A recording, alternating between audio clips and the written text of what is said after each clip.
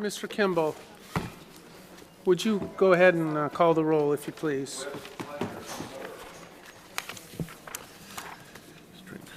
Mr. Castillo. Here. Ms. Carney. Mr. Lawrence. Mr. Sharp. And Mr. Webb is here. Okay, so we're missing Mr. Ankuma and Ms. Ward. Mr. Ankuma is en route. Good. All right, welcome. Would you all please rise and join me in the Pledge of Allegiance? Pledge allegiance to the flag of the United States of America and to the republic for which it stands, one nation, under God, indivisible, with liberty and justice for all. All right, thank you. We have we have some recognitions and reports next on our agenda. The first is American Education Week and FCCEA support staff recognition. And so with that, Ms. Blanchard, would you draw near and make yourself heard? Welcome. There's a lot going on today. Good evening. Bring you our first official greeting from FCCA for this school year. And it happens to be on one of a personal and professional... Your microphone on? I don't know if it is on. It is now. Got it. Okay. I didn't check for the green light. Sorry. Next week is American Education Week. And during that week, we do a number of recognitions, both of professional staff and support staff. At Falls Church, we are very blessed to have wonderful professional staff and paraprofessional staff. Amazing men and women every day who do things above and beyond what we need them to do, and do it with their whole heart. That includes cafeteria staff, paraprofessionals in the classroom, secretaries, custodians, anyone and everyone who is a support staff member in our building is an integral part of what we do. And you'll have a couple of different letters and notes in your inboxes and then board docs, but then this year the middle school decided to do something a little different. Right? Ms. Fogel is one of our new board members for MEH, and she's like, can we do a video? I'm like, absolutely. So she has for you guys, for your viewing pleasure, a lovely video that includes our staff and our students, and there are many thank yous for the staff that they see every day. As we enter our budget season, I know it seems like, you're like, didn't we just leave that? Again, including them and treating them as equal is always important for us and our causes. Yes, FCCEA is the Falls Church City Education Association. And we are always fighting for the rights of our members and our both professional and support. So thank you so much for your time, and if you need anything, we are here. Thanks so much. Thank you very much.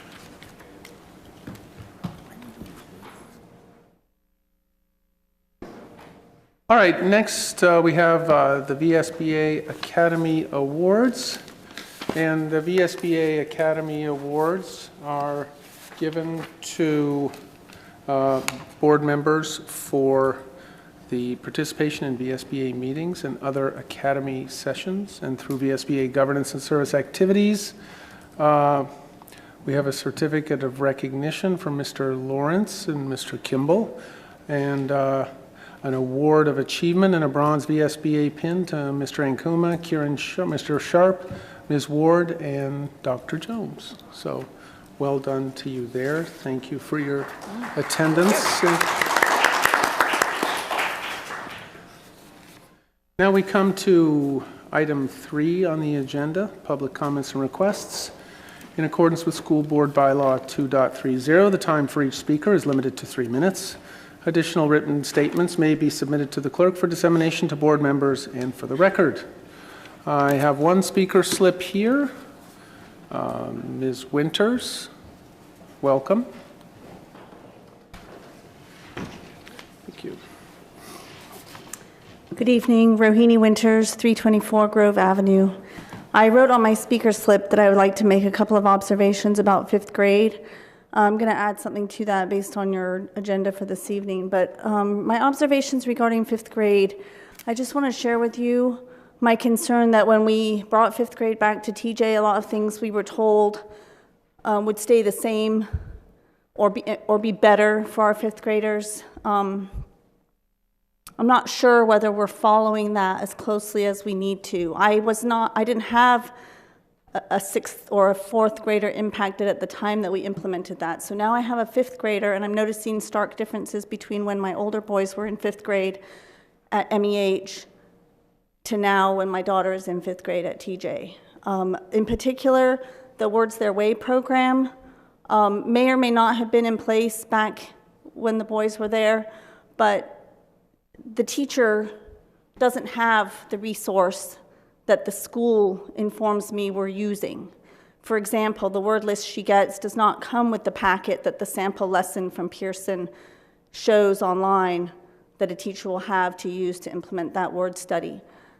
And I asked about it in a student-led conference that, does my student receive the materials to aid in that lesson? No. But the teacher goes around group by group to impart the information. Well, do you use that packet? Could it be uploaded to Schoology? No, I don't have that. So I'm concerned about what the school or the curriculum, the CERT didn't know about 5th grade language arts, word study, in particular, the work that my daughter was being asked to do. And it came to her attention because the principal invited me to a meeting to discuss why she wasn't feeling challenged in her word study. And they brought the language arts cert to the meeting, but she couldn't speak to where Serena was finding it too easy or not properly challenging for her because she had only taught 1st grade, but she's the language arts cert for the school. So I just asked the school board and the curriculum. I don't know who oversees curriculum in the FCCPS elementary program right now, okay? So you're here, that's wonderful. Please give the language arts and the 5th grade word study program a good hard look in the coming weeks because we're 1 quarter in and we've made some adjustments for Serena, but she's only one child out of 700 and some. And I would imagine that there are other 5th graders and maybe others in other grade levels that also are maybe not properly placed and the teachers don't have all the resources that they may wish they had or that parents wish they had if they even knew. That's my 3 minutes. I'm working with Mr. Bird on bringing Gordon Foundation. Thank you, Ms. Witter. Sorry. I just want to let you know that because of the Pride survey, I'm working with Mr. Bird to bring the Perils of the College Drinking Culture panel back to Mason, hopefully this fall/winter, and I'd like to follow up with Mr. Sharp on that. Thank you. Thanks. All right, next we have Ms. Allison Kuchma. Welcome, Ms. Kuchma. Hi, good evening. I wanted to talk to you about the school budget because it's a constant concern in the community. And I wanted to talk to you about, I know you won't answer public comment, but just put out there that the community is looking for an answer. Over the course of the campaign, there was a lot of discussion about budget transparency. That's something that's really important to the community to understand where our money is going and what the policy is behind that expenditure. That's why a budget document is really one of the most important community documents. And so I've been talking about transparency for quite some time, and I just wanted you to answer why in July of this year that you changed the budget policy. I had brought that to your attention in February when we went through the budget process that you were not following school board policy as to the budget, which requires bringing the document to the community in a certain format. And so over the summer, you changed the policy to reflect what you'd already been doing. And you deleted the language on or before the second meeting in January of each year. So that language is gone. You deleted the language, the budget will contain a complete financial plan, which I think is probably the most important part of the budget. You've taken out that language, and you've also taken out "and shall contain both a line item and a program expenditure format." This change was voted on unanimously, so each of you on the board voted for that, and so I just want to let you know the community is really very interested as to know why you did that and how you think that serves the community interest as a whole. So I look forward to, at some point, you responding to that. Thanks. Thank you, Ms. Kutchma. Any other public comment? Ms. Mall, welcome.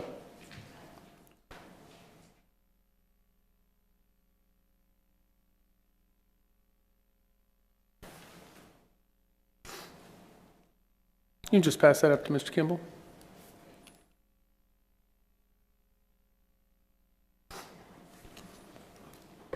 Good evening. I'm Sylvia Mom, 207 Pennsylvania Avenue. I'm a parent of a current George Mason High School senior and a 2013 graduate.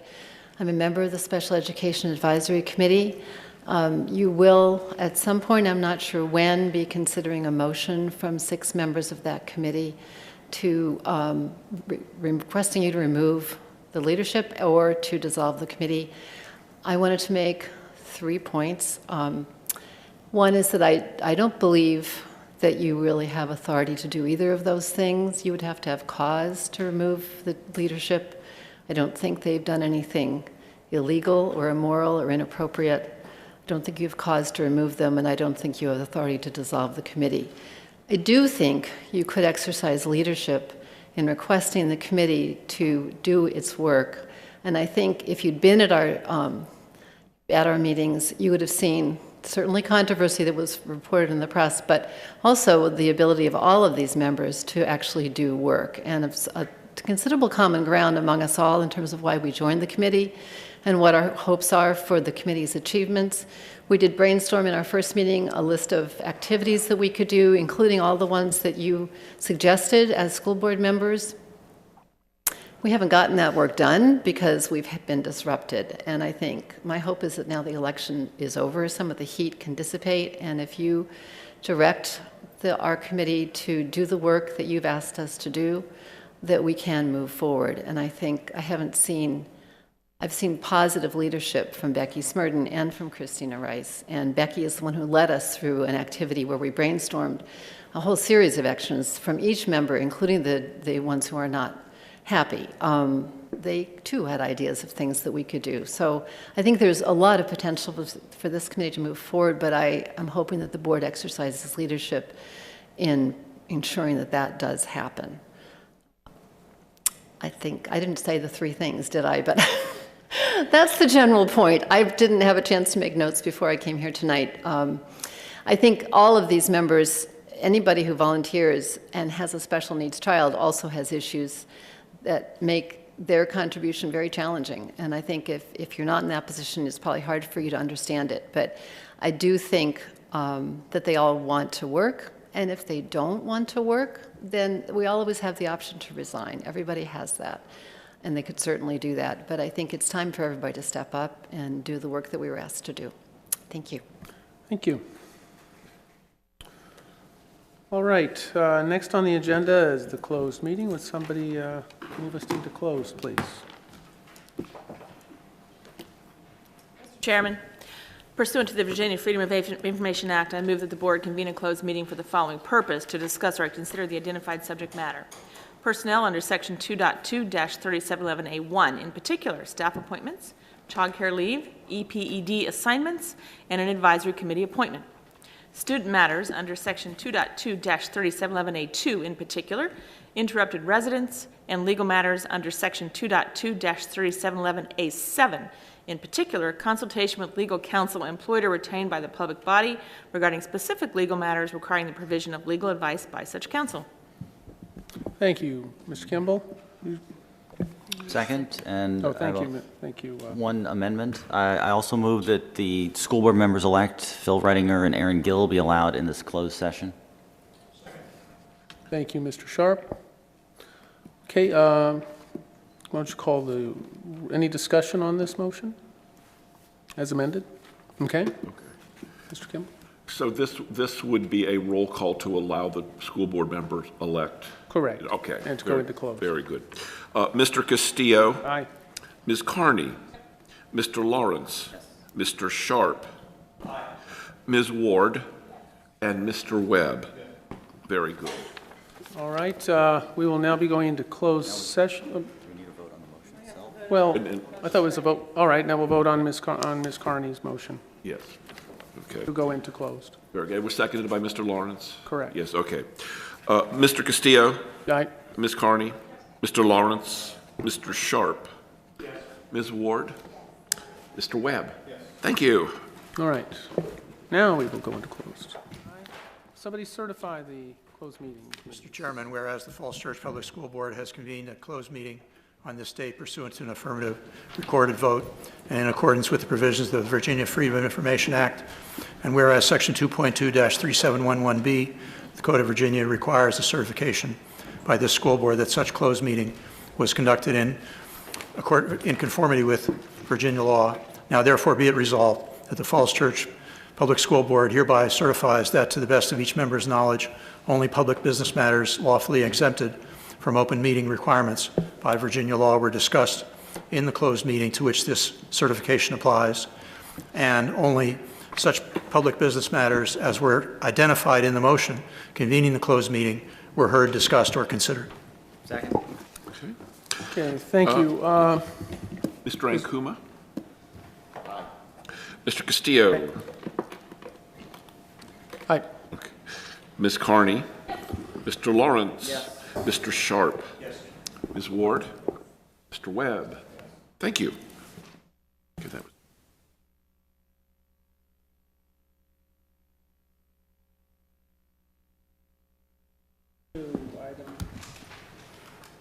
Excuse me, 5.03, adoption of the agenda. May I get a motion to adopt the agenda as I presented? move that the board adopt the agenda as presented. Thank you, Ms. Carney. Second. Thank you, Mr. Webb. Tie goes to Mr. Webb. All in favor, say aye. Aye. All opposed? Any abstentions? All right, we have an agenda. Now we come to item 6, the consent agenda. I would seek unanimous consent to adopt the consent agenda. Seeing no objections, so ordered. Now we move to item 7, action and information. 7.01, approval of contingency transfer for legal expenses. Dr. Jones. We are requesting to utilize our contingency tonight. I think the school board knows we really don't like to do this. We try really hard not to access our contingency every year, but we are facing some challenges with our budget this year with some uncharacteristic expenses. I'll just point you to the memo that is from Mr. Kimball, where the request is being made, and then the second document that is behind that, it's all in the same document, is a description of why we need to access the contingency. First of all, we have OCR number 1, which is Reed Smith, which is an attorney firm. With an anticipated, we've spent $3,830. We have an additional $1,500. That's what we expect as of today. We have OCR number 2, which is a new OCR. So we've initiated $500. We anticipate another $7,000 for that OCR. We have a petition that was filed in Arlington Court. We're working with Blankenship Keith on that. To date, we've spent $11,250. We anticipate another $10,000 for the petition. We also have legal expenses, which we had shared with the board previously. We're up to $35,000.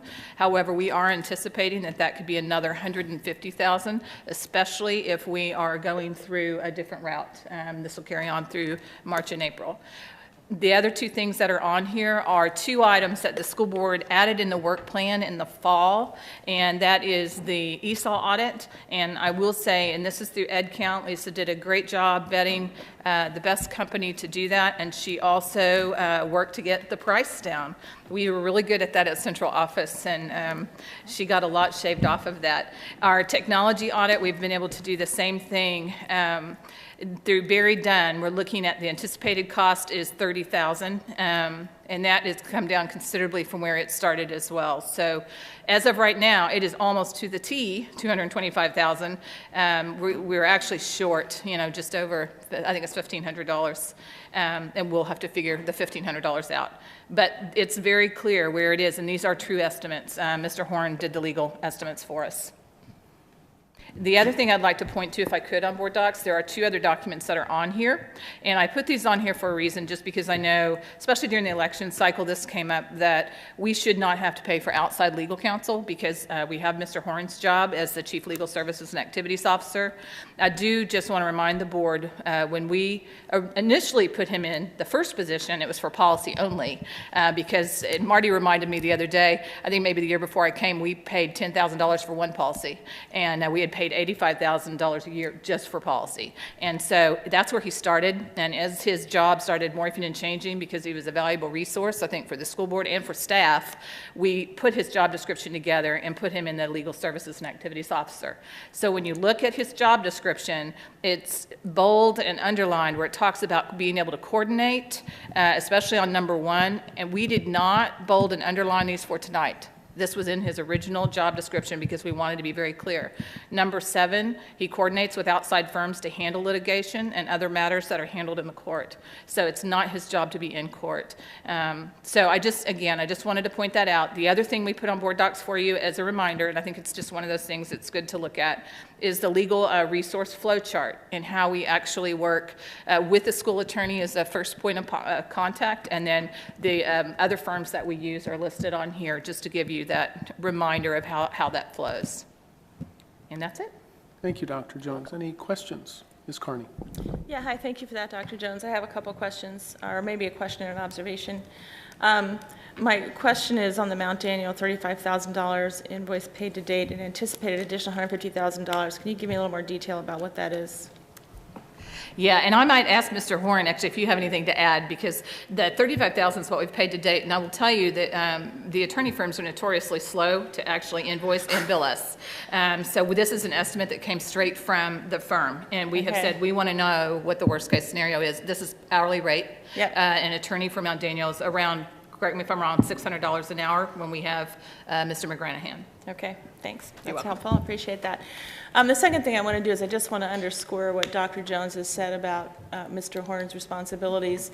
In the 10 years I've been on the board, we have always had a policy consultant, and in addition, an array of attorneys who help us with different matters, special ed, personnel, land issues, whatever it is. It was never the intention of the board when we had Mr. Horn take this position that he would be our sole attorney, but rather that he would coordinate our use of the various attorneys that we need for different topics based on his expertise about the school system and what was going on here, his underpinnings in the law, and his knowledge of the various attorneys and consultants that we use. The board would love to not have to have any attorneys of any sort, but unfortunately, we are at times required to do that based on, as I said, personnel matters, student matters, policy matters, and other things that have been growing, frankly, over the years, unfortunately, and taking money out of our classrooms. So I just, by way of historical, just wanted to say that that was not the intent of the school board ever, that he would be our sole legal counsel. Thank you, Ms. Carney. Anyone else? Yes, Mr. Sharp.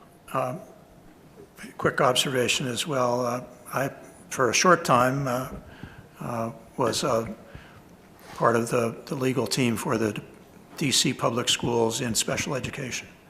And let me just suggest that our record on the amount that we spend, the number of disputes that we have, is minuscule compared to some other districts, particularly the District of Columbia. Now, I also think that we have a minimal number of student disciplinary matters, staff disciplinary matters, and so our expenses to date have been perhaps on the low side, given what they might have been otherwise. But the budget is what it is for this year, and we've set out our course based on our prior experience. And so we're dipping into the contingency because we're getting into some very unusual experience.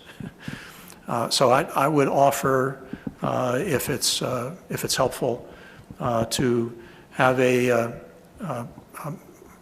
look along with the chair or others who would like to look at the individual things that we're anticipating going into, seeing if there are some potential alternative procedures that we might explore that could be ways of dealing with these matters at a lower cost, and at least making a stab at whether we can get a handle on these before they get further along the road.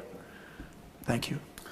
Well, thank you, Mr. Sharp. I do think it's important to note that I believe that we do emphasize the need to use the most economical resource available, and I know we are doing that on the Mount Daniel matter, for example, using associate time as much as possible. I don't know, Mr. Horn, if we are pursuing alternative fee arrangements ideas. Those are often talked about more than they are actually implemented. But if you have something to respond about that, I would love to hear. In all of our engagements with outside counsel, we ask for the range of services that the firm can provide. Oops, microphone. Yeah, you hear the door. In all of our engagements with outside counsel, we ask for the range of services that they can provide and who among the firm's staff can provide those things. And we typically choose firms that employ several non-attorneys to do some of the tasks that are associated with this, particularly with regard to land use and transactions. And Hunt & Williams has an entire planning staff that does an awful lot of things at costs far below what the attorney's per hour cost is. So. Yeah, I guess, for example, I would assume that in the region there's a certain incidence of OCR and other types of complaints, and are there firms willing to say we'll do it for X $1,000 fixed fee? Yeah, we haven't pursued those because we have standing relationships with the firms that we have, and the firms that we use for specific topics are also those firms that represent our colleagues in neighboring jurisdictions. The fees are based on the facts. And a fixed fee arrangement for an OCR complaint, for instance, is probably unlikely, although I can't say that I've asked. Well, given our close relationship with some of these firms, I'm sure they're willing to work with us to deliver the best value possible at all times. So I think it would be useful to hear some additional thoughts about that, maybe find out if there are other districts that are pursuing those courses so that we might make use of their good experience and minimize costs that don't directly contribute to the educational mission of our division. Will do. Any other thoughts? Okay, well, thank you very much, Mr. Horn, Dr. Jones. Moving on, item 7.02, student achievement. Thank you, Mr. Lawrence. Could I get a motion to approve the proposal in 7.01? Mr. Chairman, I move that the Falls Church City Public School Board authorize a transfer of funds in the amount of $225,000 from the school operating fund contingency reserve to cover anticipated purchased professional services for the remainder of the school year. Second.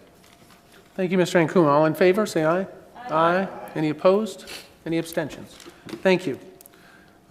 Now we may proceed to item 7.02, student achievement, the sequel, part 2. That's right, Take it away, part Ms. two. Seabridge. Yeah, last time we did our presentation, it got kind of late and we weren't able to answer any questions. So what we did was gather some questions from you and tried to put a smaller presentation together to try to take a look at the data at a deeper level.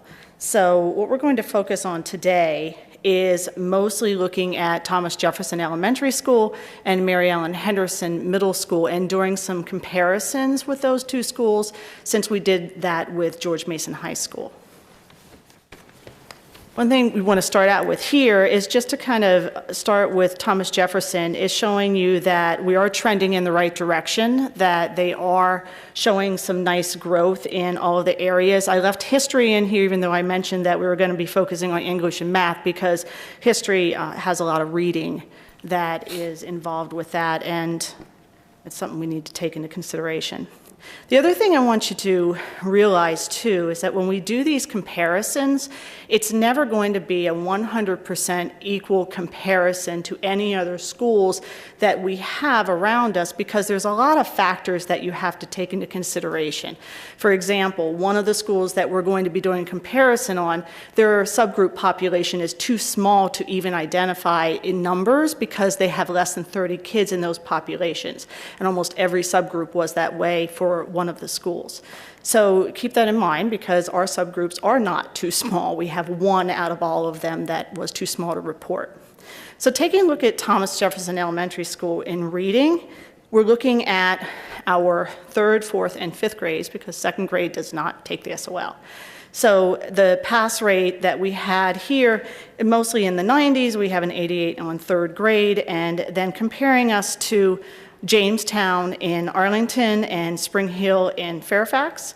And we can see that we're in the 90s with the other 2 schools, except for our 1 grade level, which we have noted and we're working on. For advanced pass rate, again, we're going to show this, and you can see that we're in the 36, 38, 41 comparison with Fairfax, and so on. You can see that on your own. And again, keep in mind there are some other factors. It's a little hard to compare. This is a little bit easier, I think, to see where we are when we're looking at our program for reading. Our English SOL test was updated during the 2012 school year, so it was a different assessment. And then in 2013, we had a literacy curriculum review that was done for the program at Thomas Jefferson Elementary School. And Mount Daniel. And Mount Daniel. And then last year was the first year that a balanced literacy program was put into place at Mount Daniel and at Thomas Jefferson Elementary School. So looking at this, you'll notice that the scores have an upward trend. At 5th grade, we went from an 88 and 86, still in the 80s, up to a 93 in 1 year with the implementation of the balanced literacy program. In 4th grade, an 87 to a 90, and then in 3rd grade, it's pretty much staying a little flat in that area. And again, it's something we noticed and we will be taking a look at. Ms. Siebers, could I just back up for a second? Sure. One of the things that I keep hoping we can do more of is we really should be reading these diagonally, shouldn't we? Because you want to look from how grade 3 goes to grade 4, so it's 85 to 87 to 93, right? And that's a good point to bring out. If you're looking at the same cohort of kids, you would be looking at it that way. So if you're looking, for example, grade 3 for 2012 was an 85, 2013, if it is basically the same amount of kids, 87, and then to a 93. So you do see tremendous, growth if you look at it in that sense. So thank you for pointing that out. But then you also see the grade 4 92 yes. to 86. And then again, you look and you'll see an 89 to a 90, but then you'll see a 92 to an 86. So you get different pictures by looking at the data in different ways, whether you're looking at the same cohort of kids or if you're looking at the test. Yeah, and I guess I would just humbly suggest, and this is just me, but I think fundamentally what we're really concerned about is year-over-year growth by student. Mm-hmm. And so to look at what grade 3 does in 1 year versus another seems to me to be useful for some issues, but not for that growth component, which I think we struggled to. I think, and I don't know why our society is locked onto things in this way, but if we can start to change our viewpoint, I think that would be really helpful so that people can see that cohort perspective. Following it up from grade to grade. Good point.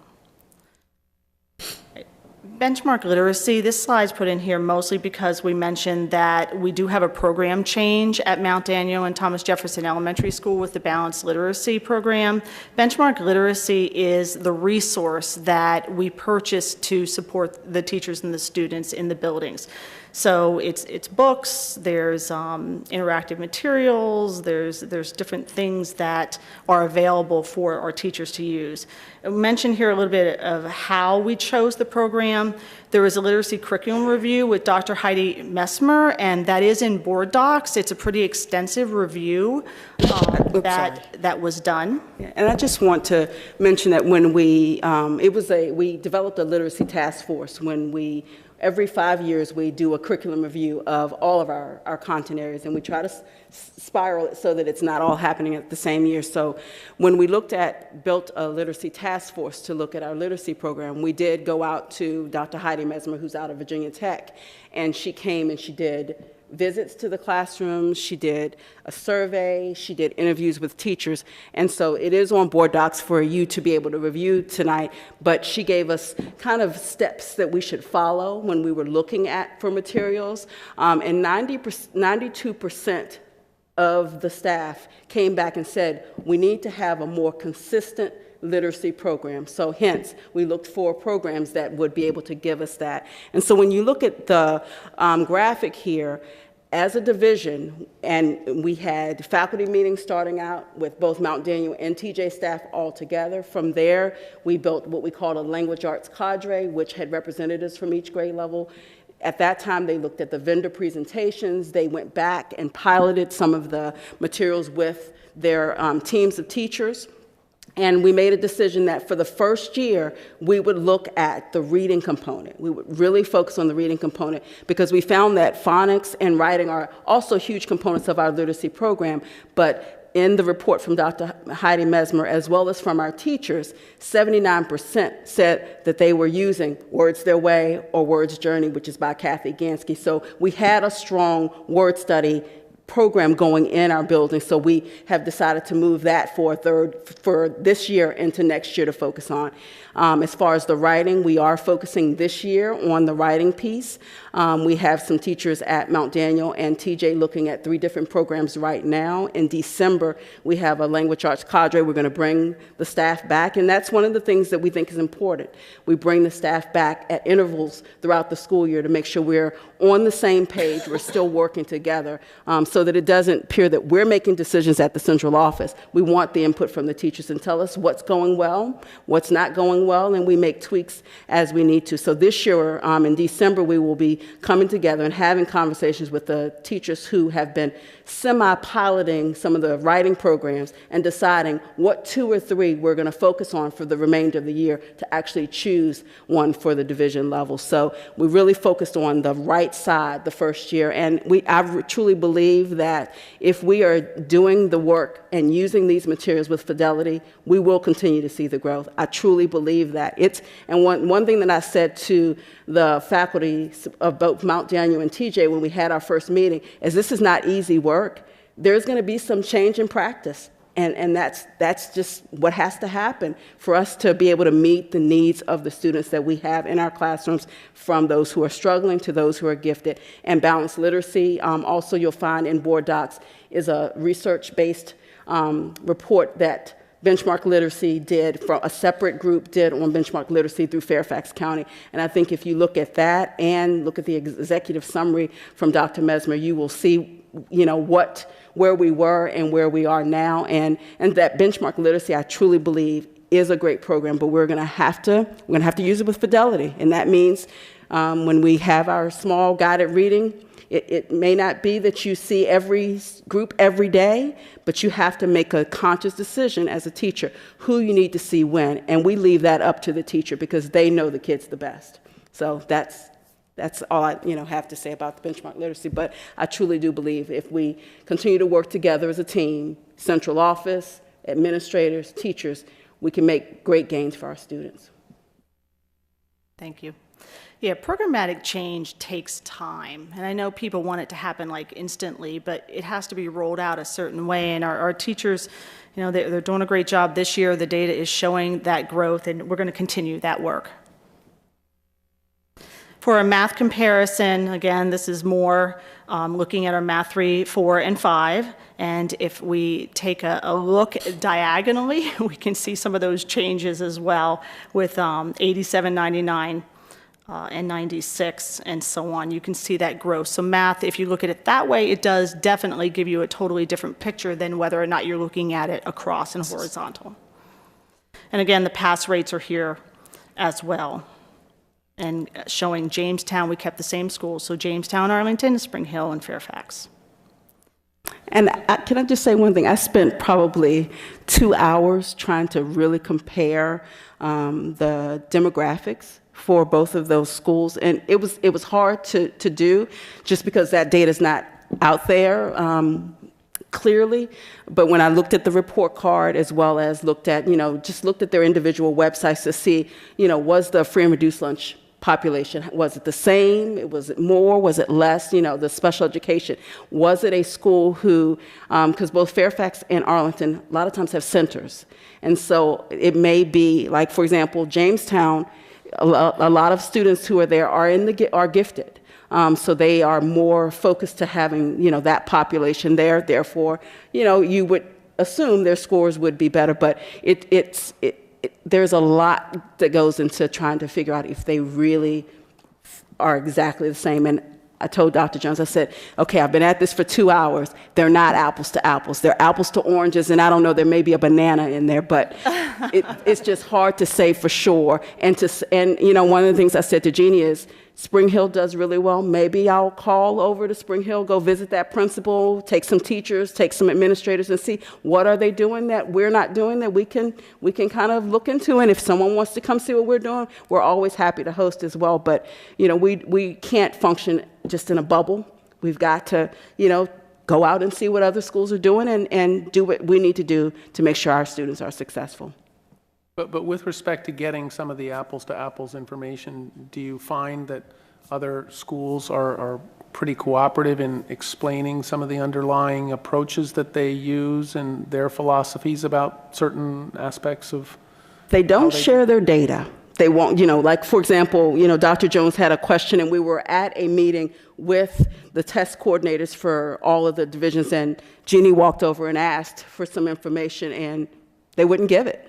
They wouldn't share that information, and it's not something that we are privy to, because then I went up to someone from the Department of Ed and said, is there any way I can just get, some information about Arlington or Fairfax? And she said, only if they're willing to share that information to you. So I think going on visits to the buildings, the principals usually are willing to share with us and let us come in and do walkthroughs, but they don't give you all their secrets.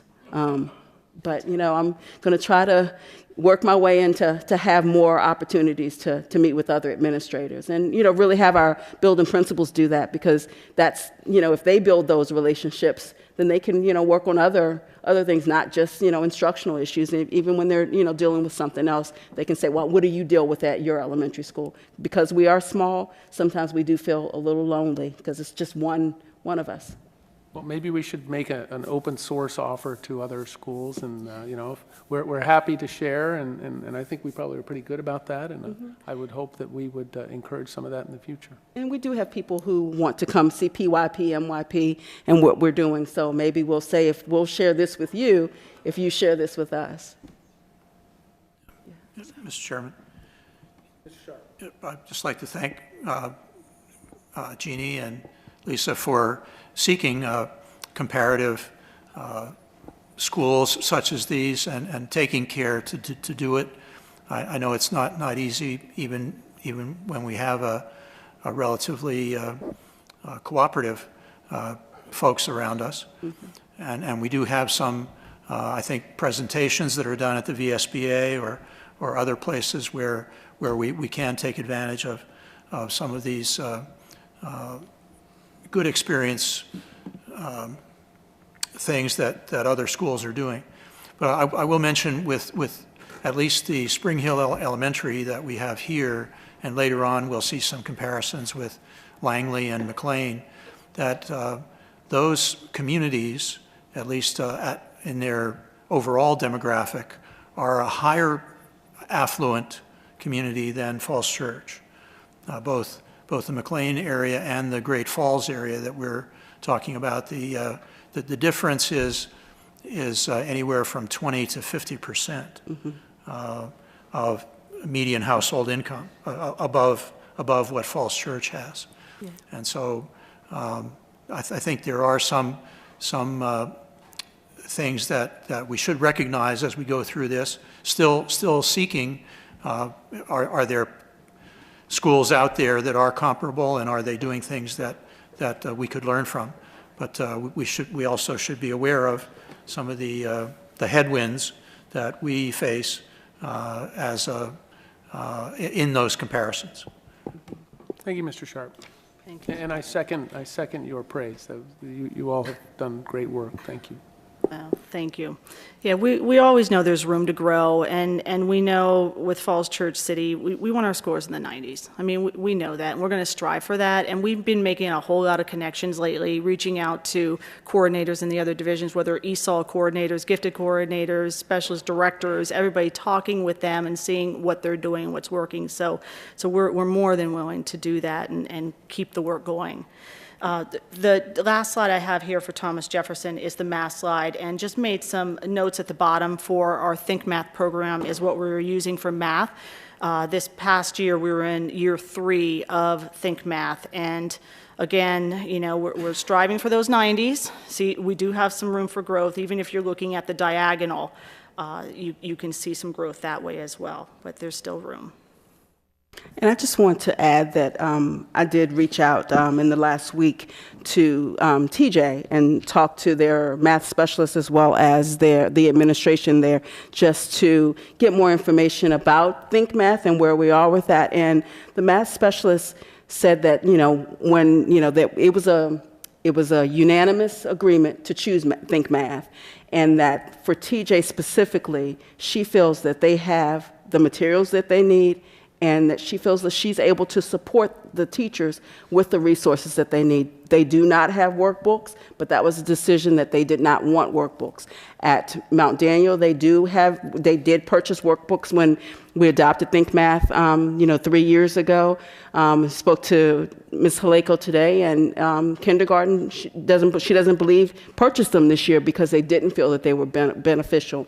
But, you know, Think Math is still alive. It's still well. The teachers can still go on and look at the teacher resources, the workbooks that are in a book. They have access to online, that if there's something that's really meaningful that would be beneficial for the students to have that particular activity, the teachers can get that offline and have the students do it. So, you know, we will work really hard in the next couple of months to work with Mount Daniel and TJ to see whether Think Math is doing what we need it to do, or if we need to think about moving up our adoption any earlier. But again, it's going to be work between central office and the school.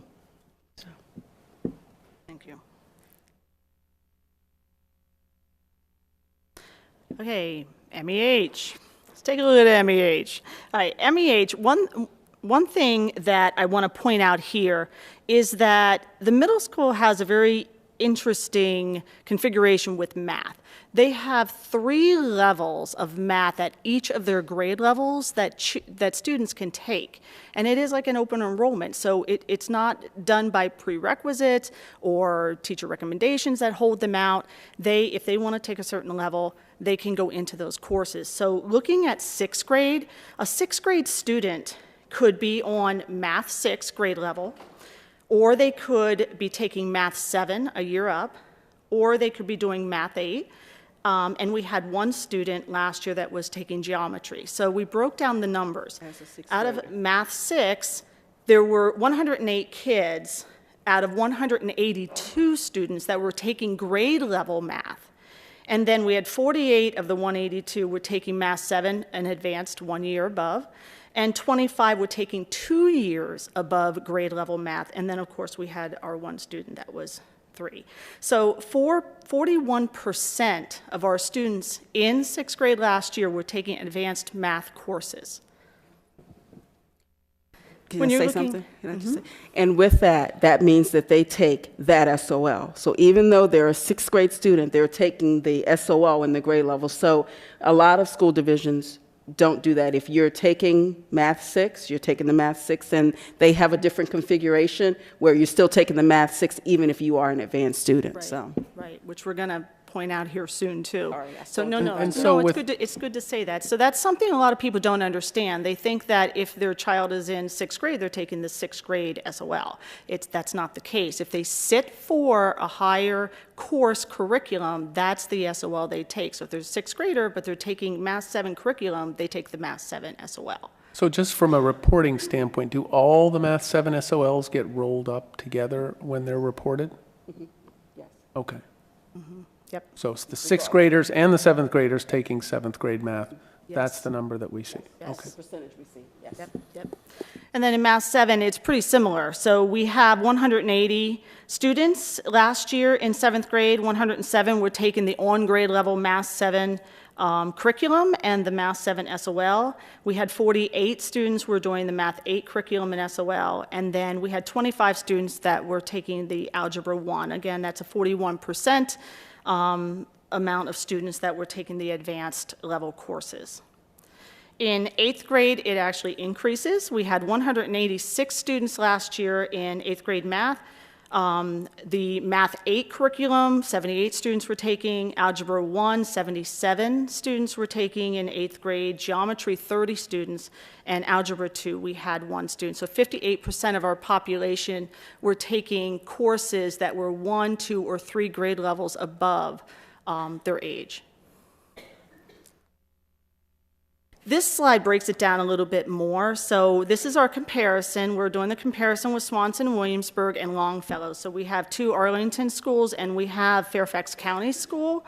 When you're looking at this in Math 6, you'll notice that underneath the Arlington, it says only Math 7 advanced option. So that basically means that our 6th graders in Arlington, they could take the Math 6 grade level, and they could do 1 level above. Okay, so the scores, the majority, a lot of the kids are probably taking the on-grade level math, so they might be advanced kids here in our division taking a higher level math, but their numbers get counted into their pass rate. So one thing to keep in mind here too is Swanson and Williamsburg, it's not open enrollment for the course.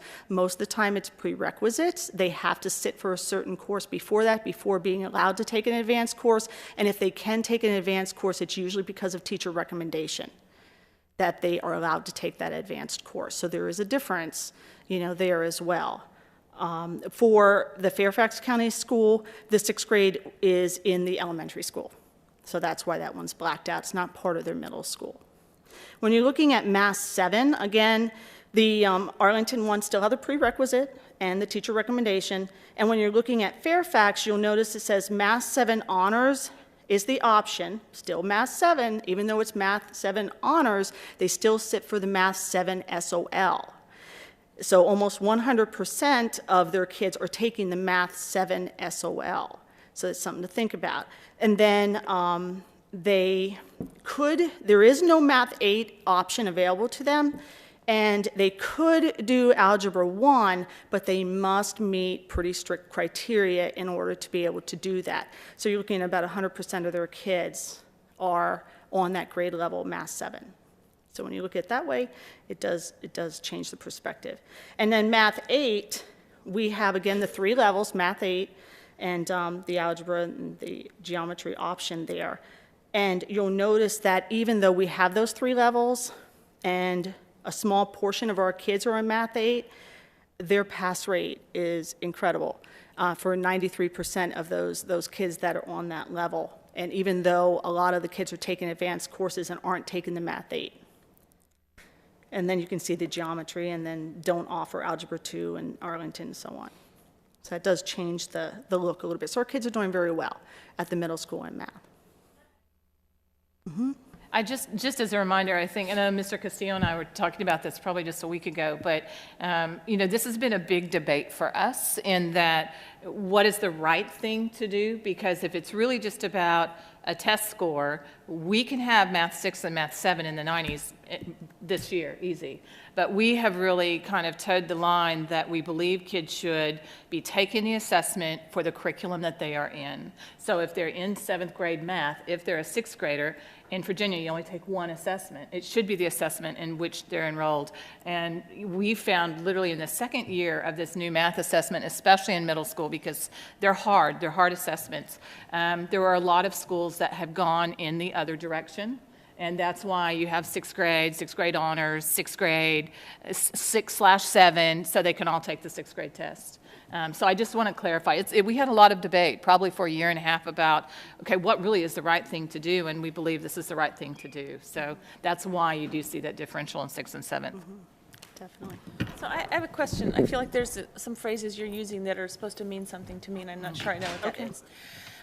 So when you say that one of the differentiation points in the Arlington schools is that you have to be recommended or have a prerequisite or whatever else, is what you're really trying to say is that our scores might be lower because we encourage more kids to take harder classes? Is that like what I'm supposed to get out of that? Yes. Thank you. Yeah, a lot more. That's correct. Okay. So make sure I was decoding correctly. Yep, no, definitely. And then when we're looking at reading, this is Just one quick question to follow up. So I think the MEH math data show a really rich offering of math courses to the students in that school. One of the things I've heard a lot about is a desire for parents of students, 2nd, 3rd, 4th, 5th, to get that similar kind of differentiation. And I just wanted to ask you what your thoughts were about that. We've been having that conversation with the administration at TJ, and they are working with their teachers. This past summer, they had a group of teachers come together to talk about some enrichment extension activities to help with their math, to specifically, work toward for our gifted identified population. But now we're hearing that there needs to be more than just enrichment and extension. There needs to be acceleration. And so the administrators at TJ are working and having conversations with their teachers about that and trying to put a plan in together as to what that would look like. But again, it all goes back to the teachers in the classroom. So we're working with them on that. Okay, thank you. Mr. Ankuma. I'm going to play devil's advocate here, but having had one go through the system and obviously in college, we had this conversation, or we were in a debate at one point where, as far back as when Ann McCarthy was the MEH principal. And we sat in a class where the question with a few other parents was whether to have the kids go a grade or 2 above in the math. The concern there was they could take the test, but further down the line in high school, would they have grasped the fundamentals to handle even higher, more challenging courses? Because based on these test scores, the assumption would be made that they've gotten the fundamentals at MEH. And so I guess the question I'm asking is, the test scores are great, but is there a mechanism to track them as they go further up, or assumptions made about their capabilities? And are we risking some sort of struggle further up in there in terms of the content that is piled on them when they get further up? No, not at all. I mean, I was at George Mason for a while, and also I see the data from all the schools, and our kids perform at high levels. If they're in an advanced class, they usually stay on that track, and they handle the basics, and they just go with that. We have a very, very, very small population of students at George Mason that might still be struggling with some of the math concepts, but those were also the majority of the kids that weren't in the advanced math courses from the beginning. And they're getting those extra supports, and they're passing their SOLs. They're doing fine. I was just in this conversation this week with the high school on a curriculum issue, and we were talking about computer science and math. And the one thing I think we must do which I think you're hitting on a much better job, is parents need to understand the alignment from 6th grade through 12th grade, because if you are really taking these accelerated courses in middle school, what path are you on? And if this is a student that hates math, And you know that you already know by the time they're 13, probably engineering is not what their passion is. Doesn't mean that you don't want to build their math strength, but you really want them on a path for Calculus BC as a senior, because a lot of those kids may choose to just either not take math at all, and that does happen when kids end up on the pathway is too aggressive. So I think we have to do a better job with our parents and helping them understand. And we're talking about this week alignment charts that would say, what does a pre-engineering alignment chart look like? What does it look like, if you want to be an attorney? That looks very different perhaps than somebody that has a different pathway. Right. So I think there's validity in what you're saying. Right. Okay, and I was going to say, I'm sorry, go ahead, Dorian. I have a quick question, because I was under the impression that, so you say it's open enrollment for these courses. I was under the impression that students would took placement tests in 3rd or 4th grade. Is that old practice? Okay. Okay, just wanted to know. Okay. We actually changed to open enrollment 4 years ago, and that was very much driven by our family and our community, because they felt like this one teacher may not think that student can do it, but if you don't give them an opportunity, how do you know? And in middle school, it's not credit bearing until they hit that first high school course, so you have a great opportunity to let kids try and let them figure out what their own aptitude or desire is, and so that was a big change for us. And just to piggyback with what Dr. Jones was saying about the pathways and Mr. Ankuma, we just had a meeting today with the counseling directors about that very topic, and we have to do career academic plans according to the state. So one of the things is having the kids actually sit down and have those conversations with them. Like, if you want to be an engineer, what are those courses that you need through the high school? And then what are those courses you're going to need to take in the college to be able to achieve that goal? So that is one of the things that we are ramping up a lot, starting with 7th graders, to have those conversations. Okay, reading. So reading at Mary Ellen Henderson, again, we're looking at comparison. We have Williamsburg, Swanson, and Mary Ellen here, and you'll notice, like, straight across the board, 92. I mean, talk about a comparison. There you go. So they're now here's the thing. Think about that. They're taking the same test. This is easier to do the comparison because they're all taking the same test. There's not 3 different levels of tests or 4 different levels of tests going on here. So this is a much better picture when we're looking at those other school divisions. For middle school reading, looking at the SOL pass rate by grade level, we have, we're all in the 90s for 6th, 7th, and 8th grade, and you'll notice that we're right up there, if not above. So all in the 90s and doing well. For the advanced pass rate, you see a totally different picture here. Advanced pass rate, 6th grade, 44 above, 33 above, and 27 above the other 2 schools for the advanced pass rate. And then that's all I have. Any questions? Okay, you provided the memo concerning the literacy curriculum review. Thank you. That was very interesting. There are needs that are pointed out in several of the pages. I wonder if those have been brought up to date since the memo was produced. One of them was particularly additional books.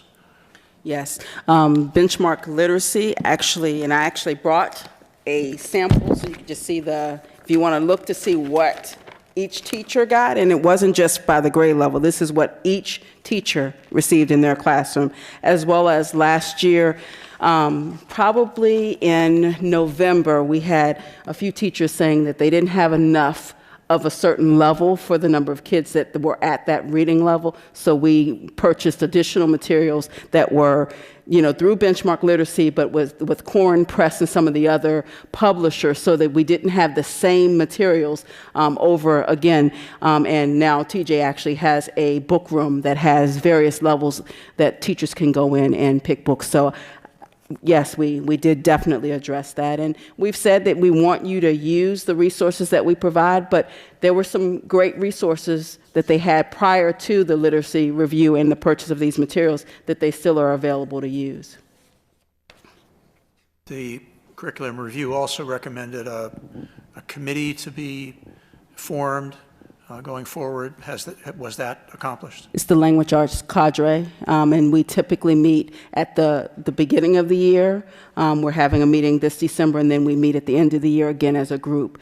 But, if there's, as a grade level, they have planning times, and they meet with their administrators regularly. So if there's something that comes up that's a concern, then they share it with their administrator, and if necessary, then the administrator will share it with us at the central office. So we try to make sure that we keep that line of communication open. But yes, we have the language arts cadre, and we've continued to meet on a regular basis so that we have, as members, let's say 1 or 2 people leave, either they leave Falls Church or they move away, then we make sure we get a representative for that grade level so that we have at least 2 or 3 representatives from each grade level.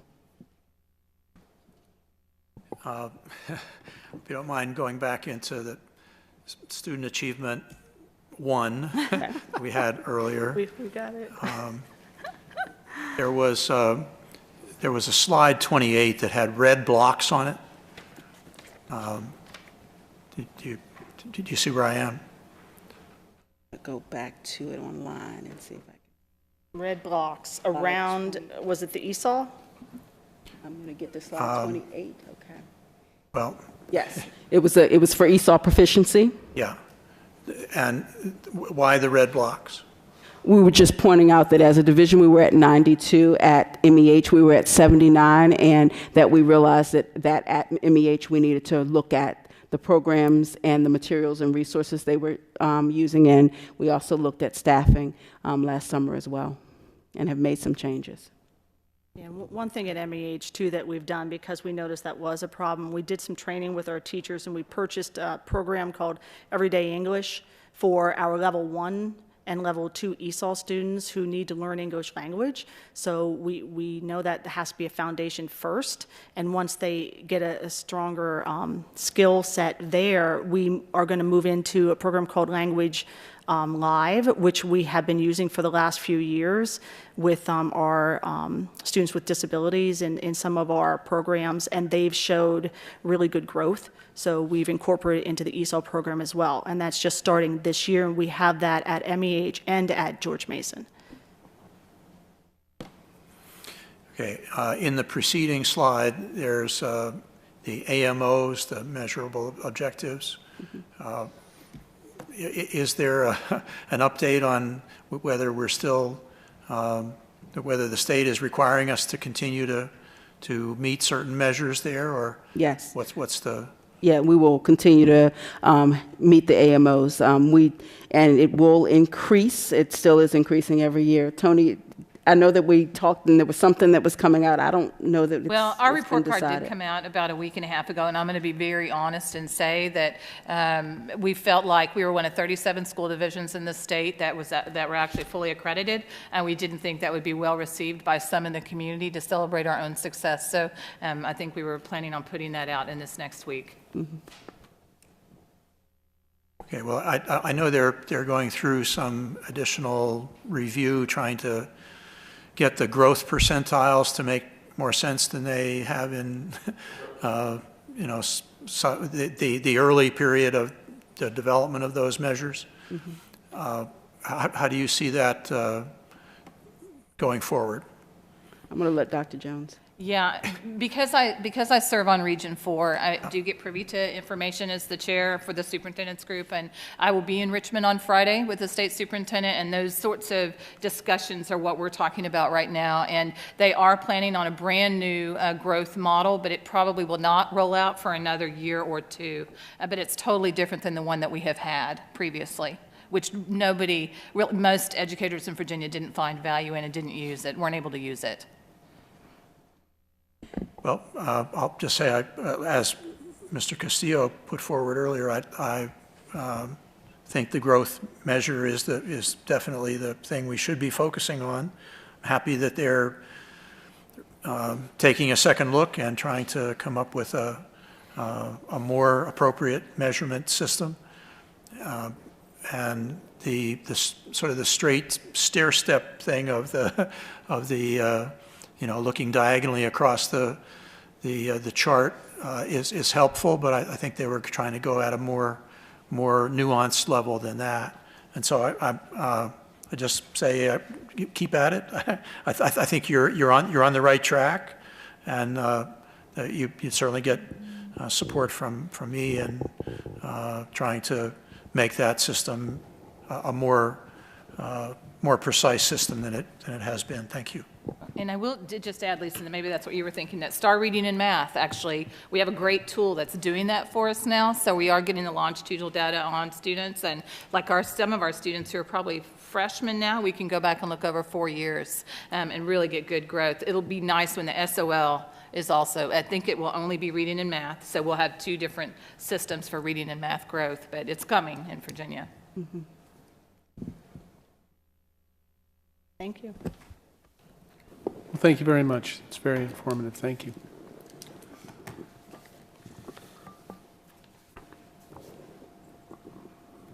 Let me answer your All right. question. Sure. Any questions? Okay, so moving on now, item 7.03, the Pride Survey results. Dr. Jones. And this is quite a big document, so of course I'm not going to go through every page. I know that you'll want to look at it online. This will be shared with the PTSA, and they always do an evening session at some point, and so I really encourage you, if you want to really dig into it, that's always a great session to attend. The Partnership for Youth, Alliance for Youth will take a look at this, as well as Lisa will make sure that the Health and Wellness Committee gets this information. And just as a reminder, what the Pride Survey is, it is a survey that can be given in 6th through 12th. We made a decision as a school division many years ago that it was not, the counselors in middle school were uncomfortable giving this survey to our middle school kids. And it was because it was asking a lot of questions that when the students were trying to take the survey, our students in middle school are not really aware of illicit drugs and heroin and some of the things that it was asking them about. And so the counselors said it really is more appropriate in our socioeconomic kind of climate and what our kids are exposed to that this be a high school survey. And just as a reminder, it is given in all 50 states. It's been around since 1982, and it's used by more than 8,000 school systems. And I'll just point out a couple of highlights that I kind of, as I'm looking through it, I'm always looking for trends. Probably one of the first things would be on page 5, and it's talking about the past 30-day use of cigarettes, alcohol, marijuana, and prescription drugs. So when you look at that, you can definitely see the use in 12th grade. Obviously is where it spikes for our students. This is great information, I think, for parents to know. And again, I'm on page 5. And when you look at alcohol and marijuana both, you'll see that they're higher as you progress through the grades. Dr. Jones, any word on whether vaping will make its way into this survey? I don't know. Actually. That's a good question. I can certainly reach out and ask that. Yeah, please do. Yeah. On page 6, I think this is another, I'm going to point out only about 5 of these tonight because there is a lot of data, but the students' perception of risk. And the one thing that really stands out to me, and we as a school board, I think you addressed it, Mr. Castillo, not too long ago, when you look at cigarettes, alcohol, and you look at prescription drugs, our kids in 9 through 12, you have about 94.7 think cigarettes are, risky, they're not good for you. Prescription drugs, that you need to be careful about that. Alcohol, about 79%. But then when you look at marijuana, that's the one that really stands out because you only have 57.8% of our students who are really seeing that as high risk. And I think that is, I think it's very indicative of what's going on across the country where we talk about legalizing marijuana and students not even having the depth and the knowledge and the understanding that buying something off the street is not even the same when you're not that it makes it any better, but it is very different. I think they're getting a lot of false information that may make them feel safer about that particular drug, which is a little scary, I think, for our kids. On page 17, I think this is another really important one that when they talk about with PTSA, what parents need to recognize is like, where do you use tobacco? So when you look at this, and this is pretty typical across the board, it's not at school. And the one thing the Pride Survey actually says at the very end is generally a lot of times parents look at this data and they say, what's the school going to do about it? And the parents have to really understand this happens on Friday night, it happens on the weekend, happens in the evenings when they're with their families and they're at their friends' houses. Doesn't mean we don't want to do a great job of educating, but the bulk of this activity is not happening at school. When you look on page 18, and it talks about the alcohol use, and again, when you're looking at 43.9% of our kids said it's happening at their friend's house. So Basically, don't let your kid go to a friend's house. well, That's what it looked like, didn't it? Nobody does it at home. So, I mean, I do think it's interesting to know when they say that the other parents are home, perhaps they are not. And again, I can share this from I have a 19 and a 22-year-old. So on page 19, again, this is the marijuana use. And I do think, again, this is an important one just because of what's happening in the country. But, you know, you're looking at home, at school, in a car, at a friend's house. So I think that's an important, especially for our seniors. So those are just some highlights from here, and certainly you can go through and look at all sorts of factors, and even some of the data in the back about the students who take drugs and whether or not they're active in school activities, and great information. But again, our PTSA and other SAO groups will help us dig down on these and then make sure we get the information out to parents.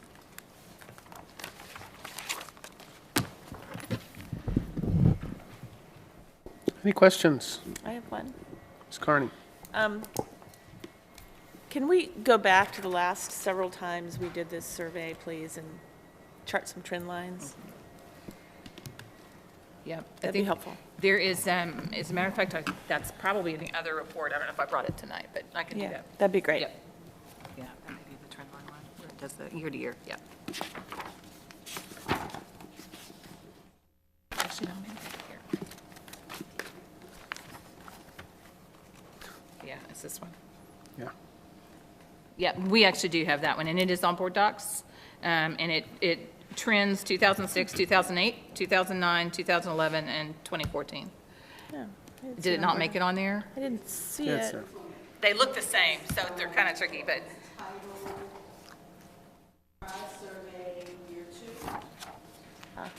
You're right. Thank you.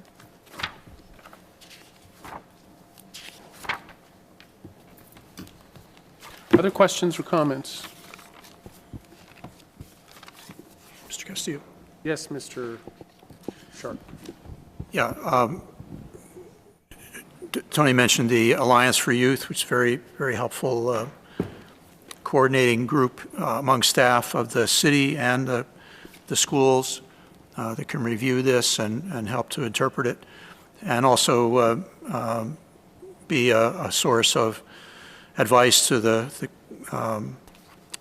counselors as they try to help students and then roll out the information to parents.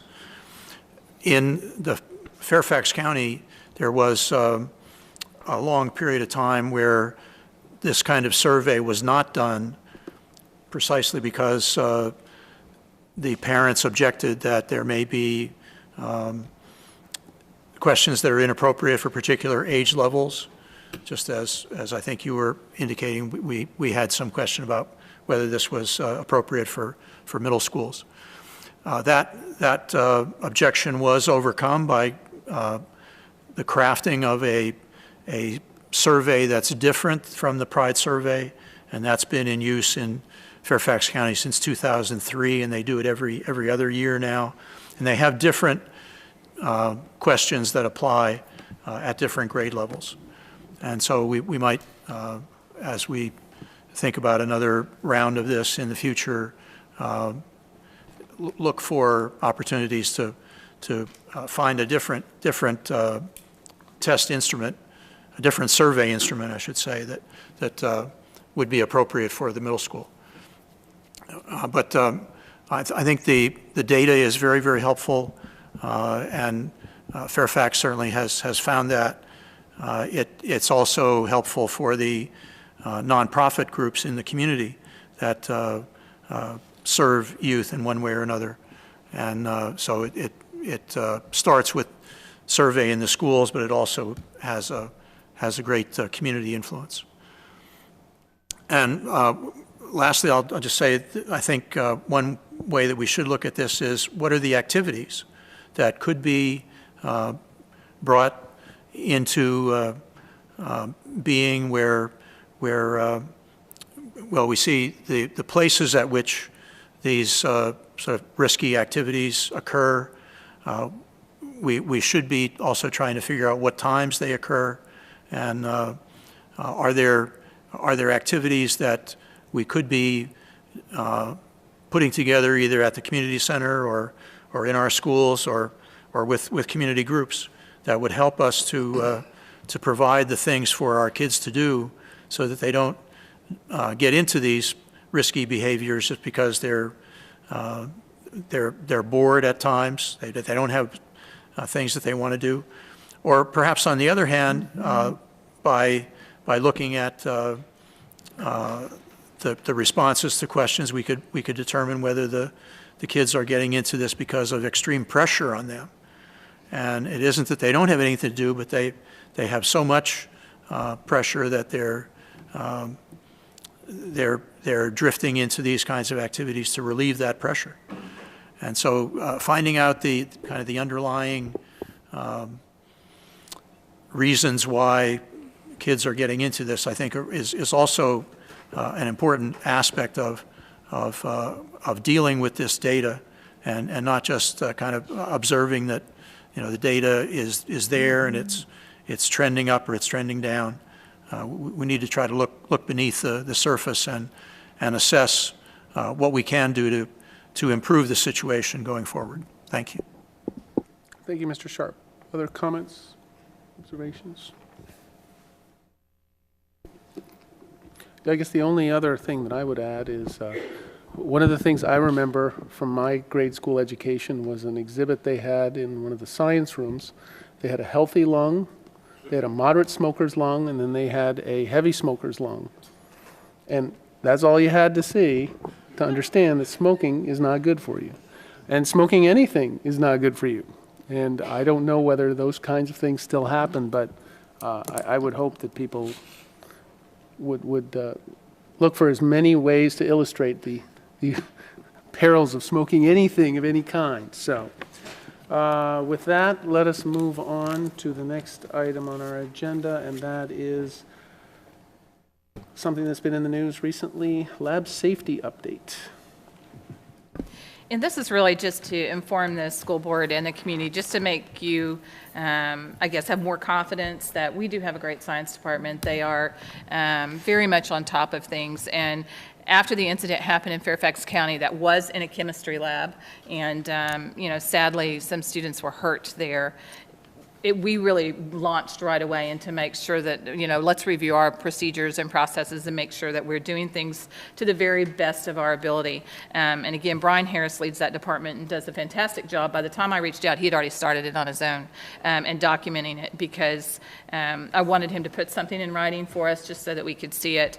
And he's still working on that right now, so I have a draft. But all of our students do undergo, you know, lab safety at the beginning of the year. They have to pass a formal assessment. Everybody in the science department uses the same process, same procedure. The parents sign off on lab safety as well as the students. So the consistency from class to class to class is one thing that's really important. And that's something that's often lost if you don't have somebody really good leading a science department. We do have a chemical hygiene officer, and that is the person who has gone through the two-day lab safety course and helps oversee not only the chemical storeroom, the types of experiments we're doing, because one of the questions that I had, you know, for our science department is how do we standardize the type of experiments that we're doing? So if you're doing like a flame test, how do you know somebody's not using a process or a procedure that is 20 years old and they really need to be in the 21st century? Not only for lab safety, just how you carry out that experiment. And that is very preliminary-wise. Something that had come out of Fairfax County in the last week was that there were different processes, and that's one of the reasons where they're not using, I don't know if they've lifted that or not, but where there's no flame, it's just everybody has to go through training. And we're lucky enough in a small high school, it's much easier for us. So I think it's just making sure, you know that the science department is on top of it and our community does. And the National Science Teachers Association just came out with a new document on safety in October of 2015. And so they're also going to review that. And the last but not least, we did have a person in the community who kind of works in this industry that reached out and said, I'd be happy to review what you have. So we're using that resource as well. And Mr. Bird and Mr. Harris are opening themselves up for review from other people that work in the industry. So I think they're taking it very seriously to make sure we're doing everything we need to do. Thank you, Dr. Jones. Any questions? All right. Next, 7.05, student enrollment by housing type chart, the long anticipated revised chart. Yes, this is become the most popular document, I think. I mean, we could put this out when we started the budget in January, and that was really early. This year, everybody was looking for it, and so Hunter and I really have to be very careful to make sure we get it right as far as we take a certain point in time and it doesn't change during the school year. Because as you know, if we went and looked at, Park Towers today and Park Towers next week, it could go up one kid or down. So this is based off of our September 30th count. And, when you look at it, probably the biggest change this year, which I know the school board is happy about, is the update on the single-family detached. We have known for the last couple of years that there's a lot of split lot, there were new houses, but we couldn't get a really good count. And it just, city staff, I think, was overwhelmed with trying to make sure they got everything together. And now they have a good database. And we're working really well together on making sure we're sharing data back and forth. And so you'll notice the growth from last year to this year, from 2351 to 2396. So one of the questions that came up at the meeting, budget and finance meeting that we were invited to attend last week, was could we go in and look at single-family homes and find out how many have come from the new homes. So that's what we were working on today, and hopefully we'll have that statistic. I just got to make sure it's correct in the first number that we're looking at, because we have to, again, Tischler Bice is also working on the city side, so we have a consultant that's also helping with some of this. Thank you, Dr. Jones. Any questions? When you say new homes, do you mean literally new homes, or do you mean like tear down, expand? They actually, this is the first time that we've tried to do this, and I will say they've done a great job. They've actually sent where, on this particular address, it was a knock down one house, put up two. Yes. On another house, it was knock down an old one, put up a big one. Yeah. So they've actually broken it down to the very best of their ability on the types of development on that one lot or two lots, or three lots. So it includes all the above. Mm-hmm. Yeah. All right. Yeah, I think the idea is to find, is there a marker you can use for a brand-new house to plan? Yep. All right, thank you. Next, item 7.06, city budget information. This is what we were given from the meeting that we had with Mr. LeCondre and Mr. Shields and their Budget and Finance Committee, and I just wanted to make sure the full board had access to this since there were just a few people in attendance. Overall, my takeaway was the city is pretty much saying it's going to be a 3% revenue increase this year. I don't know, Mr. Kimball, you may want to interpret or add to that, but it's not, it's, in other words, it'll be a difficult budget year in the sense that there's not a tremendous amount of revenue growth. That was my takeaway.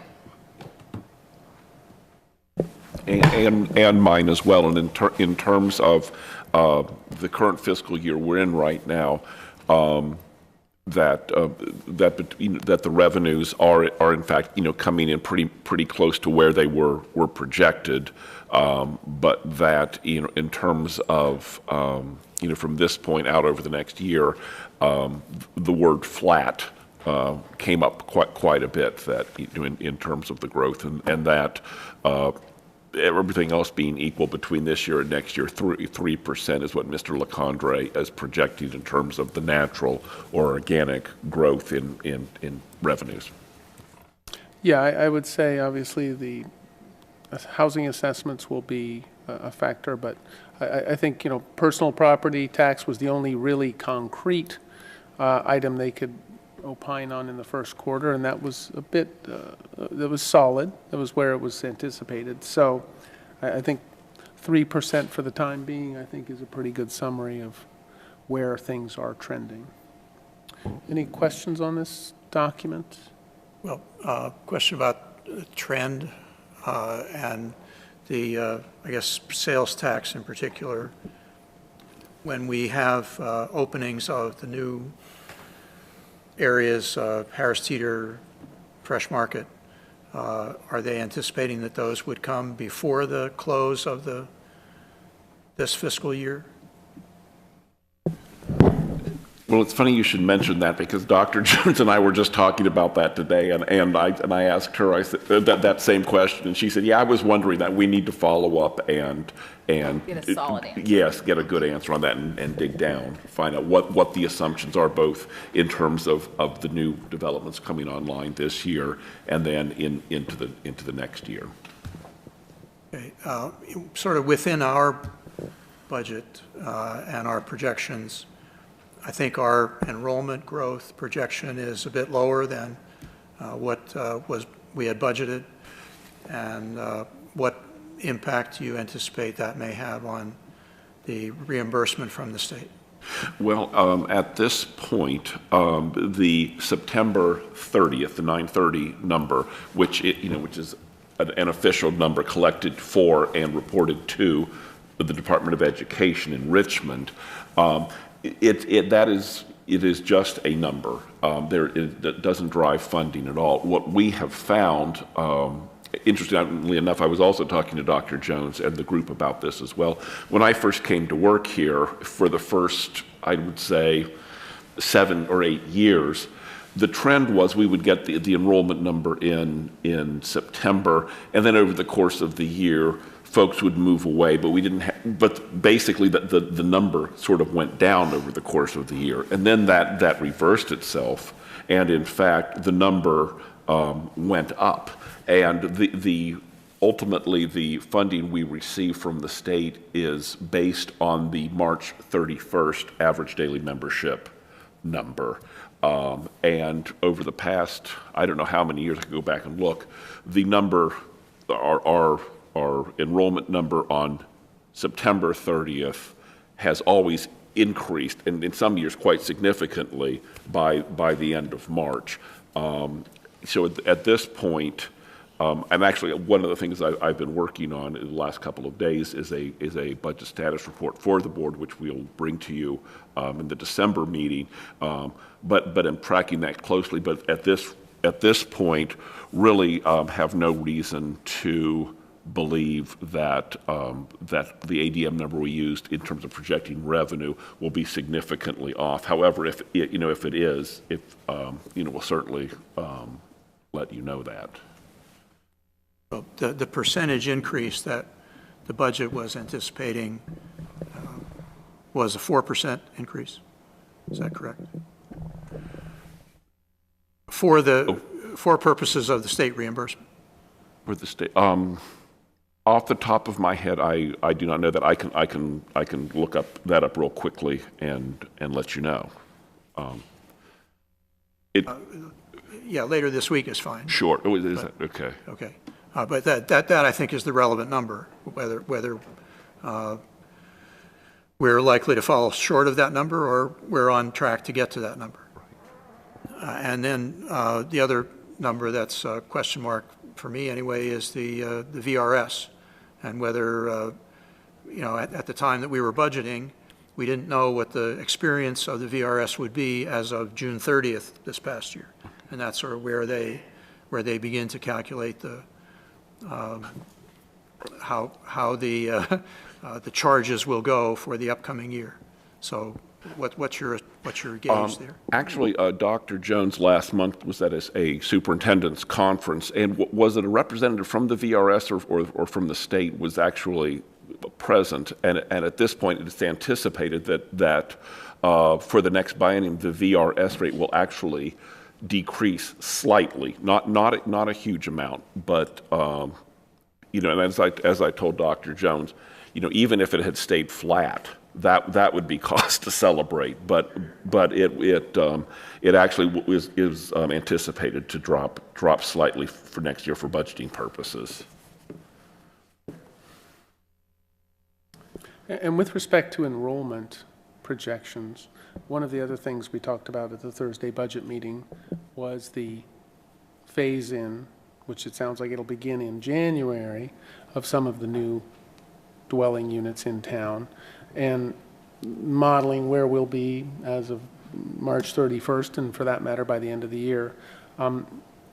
Could you talk a little bit about how we're planning to address that as you know, the Harris Teeter and Tinner Hill properties begin to be occupied? Well, at this point, and I will look to Dr. Jones to jump in at any point too, but essentially to keep a very close eye on both those developments in terms of as you know, as the units and the type of units come online, and then what sort of student generation rates we're anticipating from those. It's very much basically watch and see. We do have, you know, from the chart that we have you know, provided in terms of the housing type and the generation, we do have those generation rates historically, both current and then ranges from previous years, and you know, from those and other sources. For example, the City Office of Economic Development have developed, you know, low, middle, high scenarios, and you know, what we have found in some cases is that it can take 2 to 3 years. You know, so it starts out looking like low to middle, and about 3 or 4 years out, we're at the high generation rate that we had projected. So it's very much fluid, it's very much dynamic, and it's something that that staff is just going to need to continue to monitor and watch. Can I add how for the projection? Absolutely. That's really what we've been working on over the last 2 weeks. The city, and really myself and Marion, who pulls the data for me, is making sure that we're drilling down to the bedroom count, because what we're trying to really monitor is like a 1-bedroom and a den versus a 1-bedroom, 2-bedroom den versus, you know, 2-bedroom, 2-bath. I'm looking at literally the unit type, so that we, which we've already done a first projection, which we did over 2 years ago on both of these developments based off what we were seeing at the time. But now we're updating all of that just so we'll have a better idea this spring and going into next year, that we're really drilling down by, I would say bedroom type is, we started out just 1-bedroom, 2-bedroom, 3-bedroom, and now we're getting into dens and all kinds of stuff. So, yeah. Excellent, thank you. Mr. Lawrence. One other interesting thing that came out of the meeting was, for some of the new developments, they're looking at letting certificates of occupancy by floor, which I never had heard of before. So we will get, you know, Hunter used the word trickle, we will get more of a trickling in rather than the entire building is open and then a month later you've suddenly got, you know, 45 kids standing out in front of it. So I don't know if that's better or worse, but at least it's slower, yeah. Anyone else? All right, let us move on then to item 7.07, approval of joint planning funds for Savills Study Real Estate Advisement Service for the GMMEH process. This is the real estate advisor firm that, after a competitive process, was selected. They are excellent, and what is provided as an attachment for you is just that overall budget, because we're trying to make sure City Council and School Board are looking at the same numbers, and as we're accessing planning funds, that both public bodies know where we stand. When you look on the far right-hand side, we are in that phase 1. That's where Studley is right now. So one of the questions, I know one of the school board members reached out and asked, are we committing a full dollar amount regardless of what happens? That's an estimate of the hours that, you know, you would expect to spend on the project, but let's say school board and city council said, we're done with this, you know, next Monday. Well, then we're not committed to these expenses, but this is the best estimate of what we would expect if you're getting through phase 1 and phase 2. And again, they bring a wealth of expertise, and I think if you ask Wyatt and myself and Carol and Tom, and they're probably the most important member actually of the team. I think we're really seeing that. So, and I think that's what Ms. Carney's nodding her head. She's been saying that for a long time. About 3 years. Yeah, but they are just outstanding. Excellent. Any questions, Mr. Ankuma? Yes, I noticed these are firm fixed price proposals. So how does that tie in with estimates? Is there a hard cap on the amount of money we can spend on these, and if they exceeded in terms of either the quality of the work or the what they're doing, what happens? If they exceed, we would come back to you to make sure that the school board and city council both know that we're going to be requesting more money. Is that what you mean? Okay. Yeah. Our goal is to make sure both bodies, which was in our agreement early on, know exactly what we're spending and. And these relate to any proposals from the RFP and is that what these funds will be used for? Yes, right now, it's a public statement, so we do have 2 proposals. And so they will be our guidance for looking at that real estate aspect of those. Okay. And we don't have our existing guys, Arcadis, doing any advising on that? That's that whole review team. We have Davenport, we have Tischler Bice, we have Troutman Sanders doing legal, you have Studley doing the real estate advisement, and you have Arcadis, who's really looking at any school components. So it's an entire advisement team that is like a plus team. They're an amazing group. Other questions, Ms. Carney? So this money comes out of the CIP, is that correct? This is This is the planning money that we put in the CIP? Yes. And what's the balance on that? We're going to need more. Yeah, that's where I was kind of headed. Yeah, and that is, and Wyatt actually talked about that at the Budget and Finance meeting just the other night. They will need to put more in if we end up going through the whole process, phase 1, phase 2. Yeah, that's what I thought. It seemed like we didn't have $339,000 in there. Okay. Thank you. All right. Mr. Chairman, in the summary, it indicates a total for Phase 1 ending December 2016. Is that the correct date? I'm trying to find where you are. I'm sorry. In the summary box. Oh, to get through phase 1. Yep. That would be yes, before we would go to the detailed phase. Yes. Okay, that says December 2016. 2015 or 2016? Yeah, that is a misstatement. It should be 2015. 2015, right? Yeah. Okay. So as of like tomorrow, this money begins to flow out the door for work that's being done. Is that right? Yes. And well, I must say, perhaps others can convince me, but I'm uncomfortable with moving forward with this expense. For one reason is that the 2 people who are patiently sitting in our audience tonight, who will be having to deal with a decision that might be made by the end of December and then might be carried over a little bit further. I would prefer to at least wait until next Monday before having authorization for this to go forward. And you know, the other point, I think, is that this is a huge project, and I would not want to begin before it seemed appropriate to begin. And at this point, I'm not convinced that it is. I'm not convinced that I would like for the board and the council to have an opportunity to discuss together whether this is the dropping of the checkered flag and here we go. So I will, if the goal is to vote on this evening to get it going, at least at this point, I would vote no. Very well. Is there a motion? Mr. Chairman, I'll move that the school board approve the use of school board / city council planning funds for Seville Studley Real Estate Advisement Services regarding the GM MEH process. Thank you, Ms. Carney. Mr. Lawrence, thank you. All in favor, say aye. Aye. Aye. All opposed? Nay. The abstention. Mr. Chairman, I don't believe there was a second. Yes, it was seconded by Mr. Lawrence. Pardon me, I didn't hear it. Thank you. No worries. Thank you very much. Moving on to item 7.08, construction update, Dr. Jones. It's actually the appointment of the clerk and the deputy clerk. Oh, excuse me. You could have printed that one sooner, though, because... Yes, I printed this one this afternoon. It's not on the... Yeah, it's on board docs, and that's because we realized that the swearing in, Marty, I think is December the 2nd, and we did not want to wait for you to approve for Hunter and Marty, otherwise we'll have a gap when they either have to get sworn in earlier, or we would have a gap from January 1st till our meeting on the 12th. And so we usually bring them to you ahead of time when we realize that late today.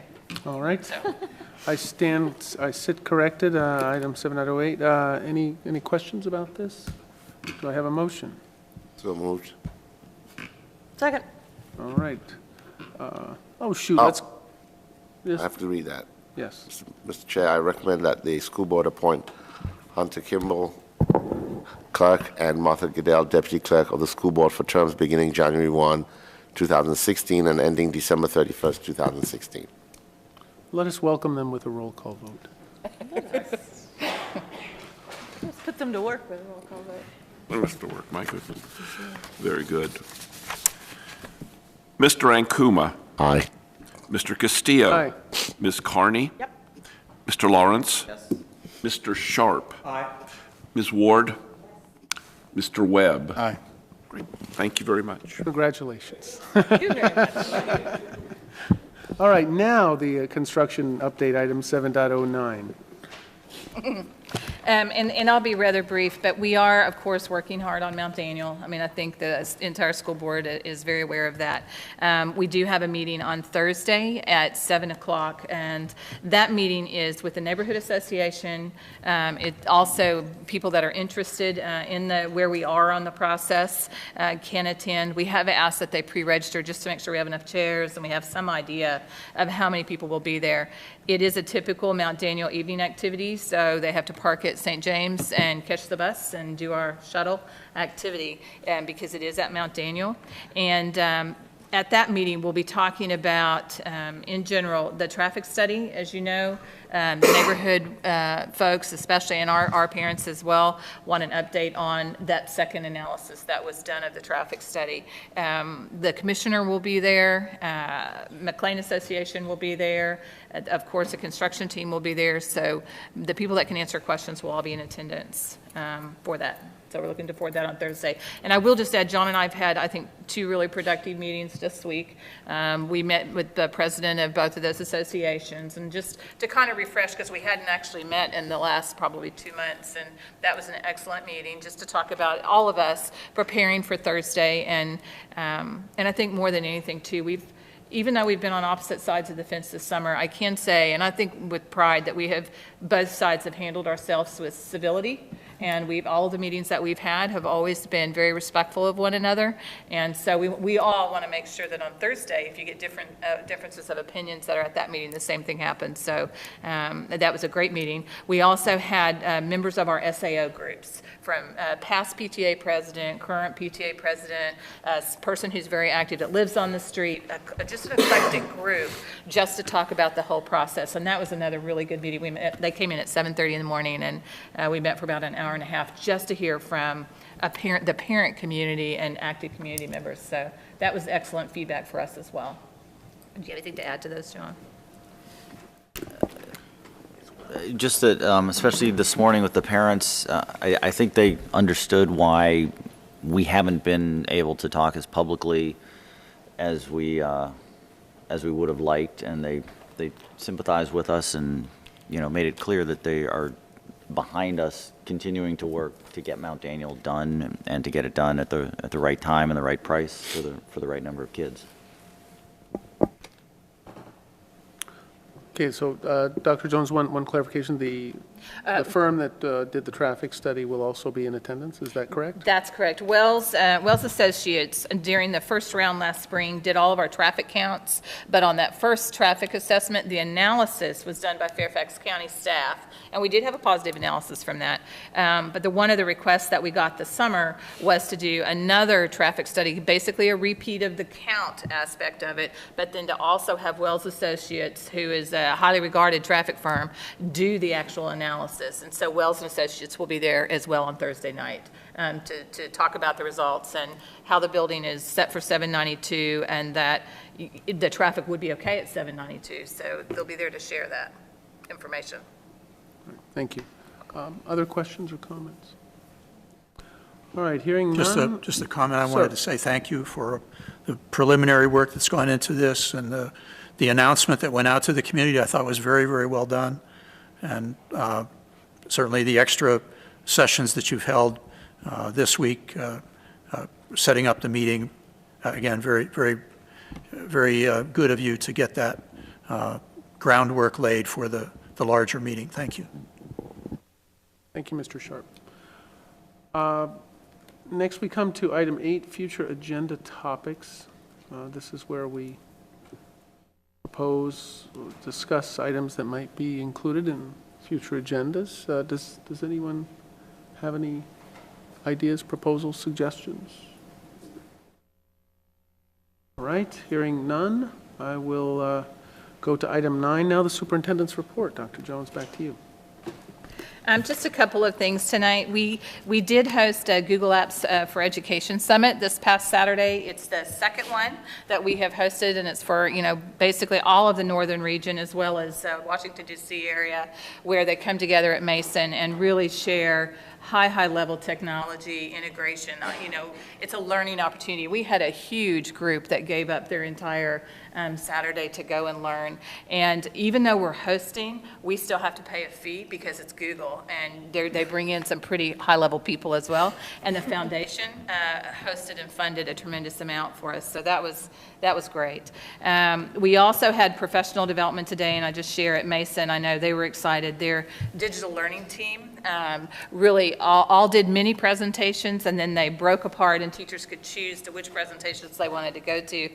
And it's really fantastic to see our own teachers learning from each other. I mean, that's really what you want, colleagues learning from colleagues, and that's happening all across the district. We do have a lot of athletic playoffs, and again, that's part of Mr. Horn's hat is also overseeing athletics and student activities. He just doesn't have enough to do, but we do have cross-country state coming up. Volleyball, I'm not sure how we ended up tonight, playoffs there, and then football. Well.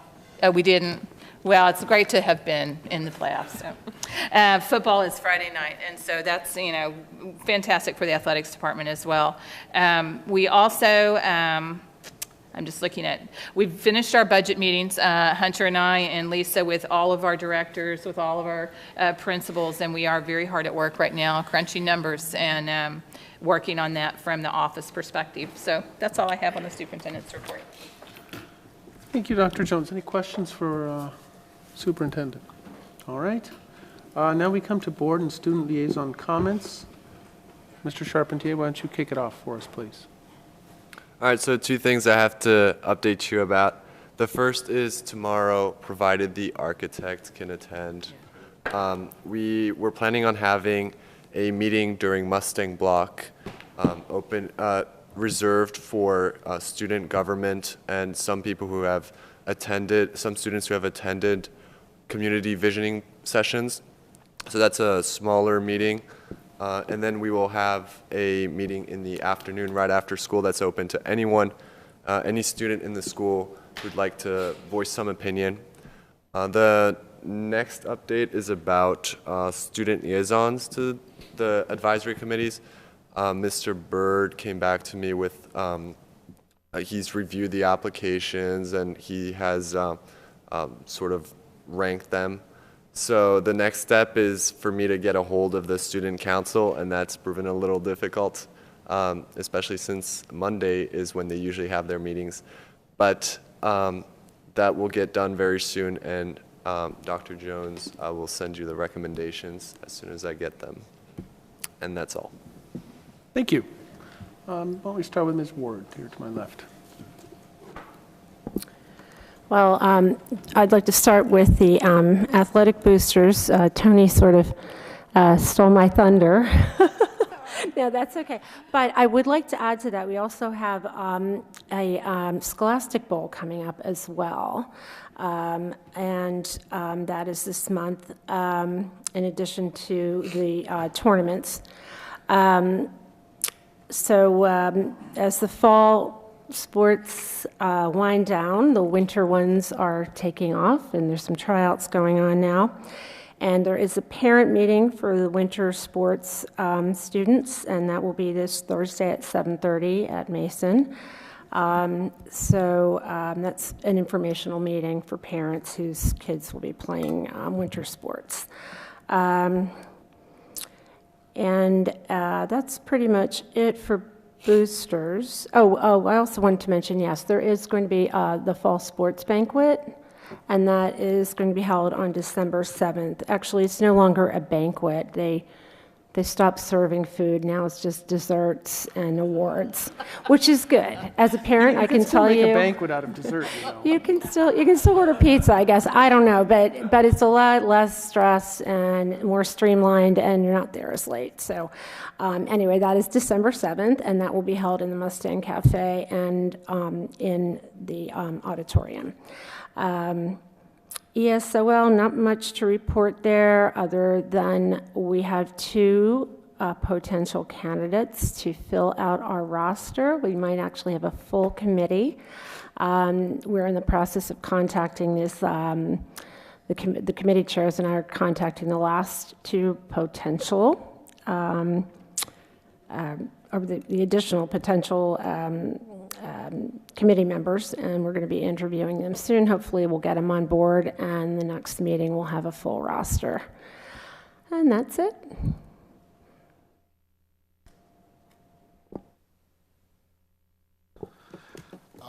We've had no GT or peak meeting since our last one. We do have a peak meeting next Tuesday, so I'll report on that. Was at the George Mason High School PTSA meeting the other day. It was the annual, I guess, rally cry for all-night grad contributions and memberships for the PTSA generally. Lots of folks mean well, but just haven't had the time to sign up. So please do. Yours truly included. I plan to do that soon myself. One not sad note, but we do have for those of you who may not know, we have a George Mason High School alum who had an accident in college and was induced, or should I say, was an induced coma at UVA's medical facility. That came up at the PTSA meetings. I've heard subsequent reports that she's slowly coming out of that, but our prayers and our wishes go out to them. It was sort of discussed at the PTSA meeting as to whether or not to send anything to the family, but at least for now the agreement was we just send a message of support and sympathy and hope that when things improve. We think she's coming out of the coma because I got this from a mom who was out there at UVA on Saturday, but hopefully things pick up and they might be coming back to the community to rehab. So I'll update you on that. And then I was at the Falls Church Chamber of Commerce meeting this morning. The big deal or the big item on the agenda was approval of a letter of support for the Mason Road project, which obviously will affect all of us because there'll be kids in that building, and I'm hearing about 700 parking lots for residents and 300 for commercial, so let's get ready. Thank you, Mr. Nkuma. Mr. Lawrence. Just a few things. First of all, I want to thank everybody who ran for school board and city council. It seems like the election campaign ran for a decade, and it happened a year ago at this point. So, it's hard to remember that it was just last week, although we got 3 people in this room who are very sure that it happened last week. So we will have opportunities for farewells later on, but I just want to thank everybody who did it because it was a particularly unusual campaign season. So hopefully we will not see the like again. On Mount Daniel, I would just encourage everybody, like Tony said, Thursday, 7 o'clock at Mount Daniel, come see what we're doing, what we're talking about, and meet the people from Fairfax as well. I went to the joint budget meeting, which was an accomplishment. It's November, and we had a budget meeting with members of the city council. So that's making progress.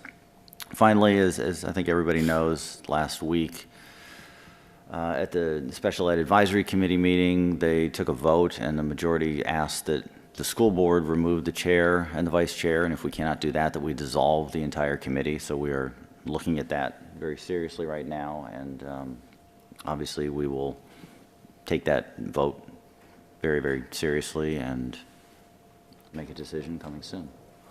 Thank you. Ms. Carney. Thank you, Mr. Castillo. First, I'd like to tell my colleagues, members of the community, and our student liaison in particular, that last week through a Washington Post article, I got a little bit familiar with an organization called Student Voice. And if you don't know about it, you should go take a look. It's a by students for students organization, a nonprofit that was founded to make sure that students have a voice in education policy, locally, nationally, and globally. And the Washington Post profile a really impressive 19-year-old from Kentucky who's taken this on. And so I think we've done a lot here in the city to incorporate student voice in what we do. And so this is an organization we should be aware of. Second, I would like to congratulate my colleague, Mr. Castillo, on his re-election to the school board. Well done. And also to our Phil Rodinger and Aaron Gill in the audience, congratulations. I'm looking forward to watching you on TV in this role. I feel like the board and our community and our schools are in good hands with the people who have been reelected and those who are currently serving. And frankly, I had some concerns about it, so I'm very pleased with the election results. I think it's terrific. Also, congratulations to Mayor Tarter and to Letty Hardy and to my old and dear friend Phil Duncan for their election to City Council. I have high hopes for our George Mason project and its steady progress with the City Council membership and the school board membership that we're going to have for the next 4 years. And so I can retire from this position knowing that we're going to have forward momentum, because that's been my passion for a while, was to give us a new high school for our kids. Mr. Webb. Also just want to echo my congratulations to you, Mr. Chairman, and to our two incoming colleagues on their recent elections to join us here on the school board. And then on to there'll be other times to opine upon my colleagues to my left and to my right at a little bit later date, but they have both been great colleagues to work with and learn from in my time on here and time on the City Council working with you both. So it's going to be plenty of time to get that. And then finally, the Daycare Advisory Board has not met since our last time. They will be meeting on Monday, so I will be reporting on that, as well as the elementary PTA will be meeting by time of the next board meeting. Thank you. Thank you, Mr. Webb. Mr. Sharp. I also want to begin with congratulations, particularly to the winners on the school board race, our Chairman Castillo, Phil Reidinger, and Aaron Gill.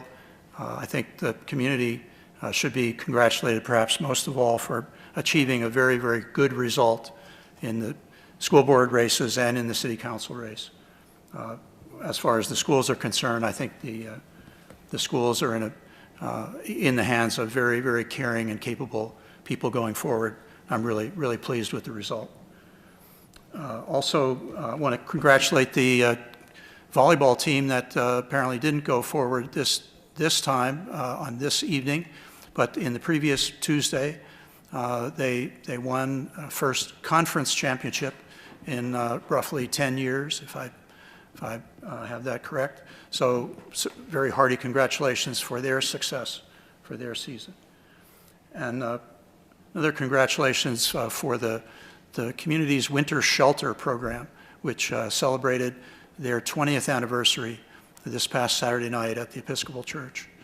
Ron Brousseau and Joanne Moughlin and others who have led that group have done just tremendous work there, created a tremendous network in the community to support a overflow winter shelter, and gotten a lot of support from the student community who have on numerous occasions volunteered various physical and other supports for the ongoing work of the shelter. I also want to thank my leadership colleagues here who are going forward tomorrow with the WABE meeting. That's the Washington Area Boards of Education. And I think that's a very, very important collaboration to continue with our group from around the area. I will note that Abby Raphael, who had been our leader on that from Arlington for the last couple of years, is also leaving her position, and I would urge, if either of you are interested, it would be a great thing to pick up and carry forward. We have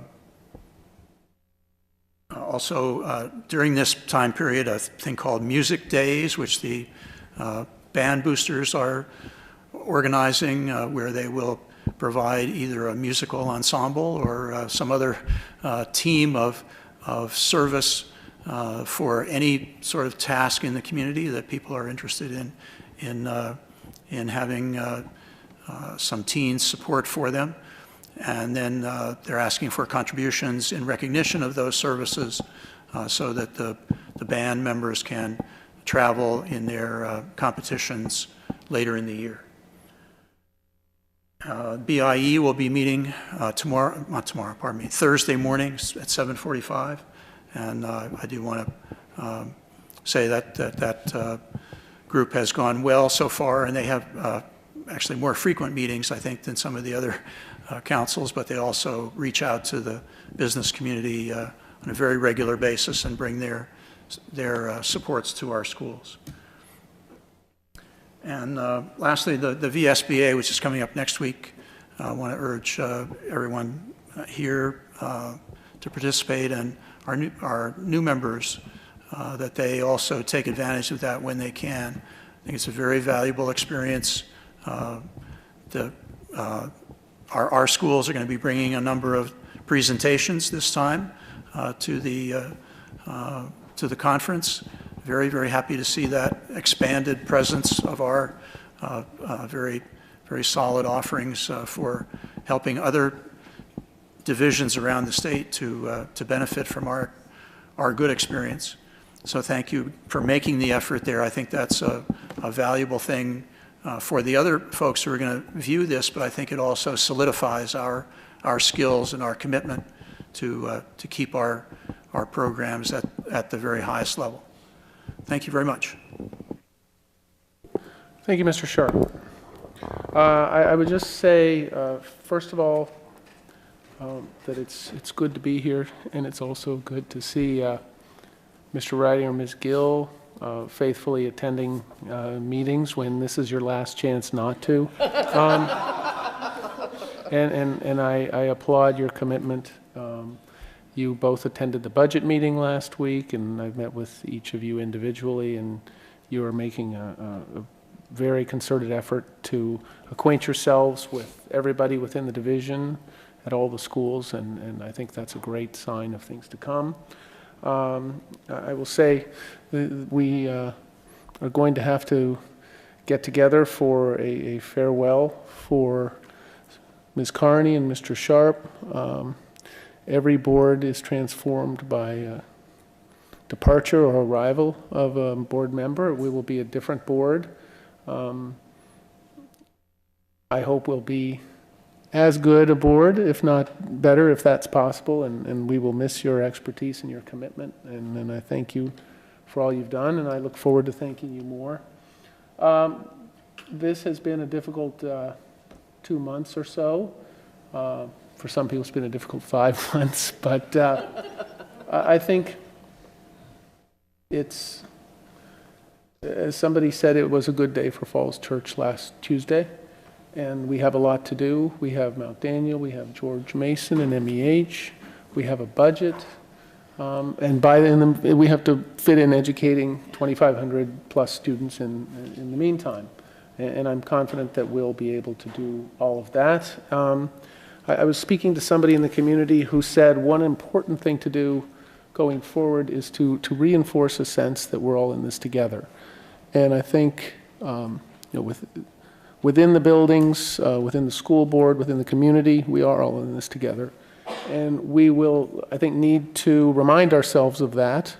And I think last week is a sign that I think there is that realization. And so I look forward to building on that. I think we can accomplish great things, and I think we're on track to do that.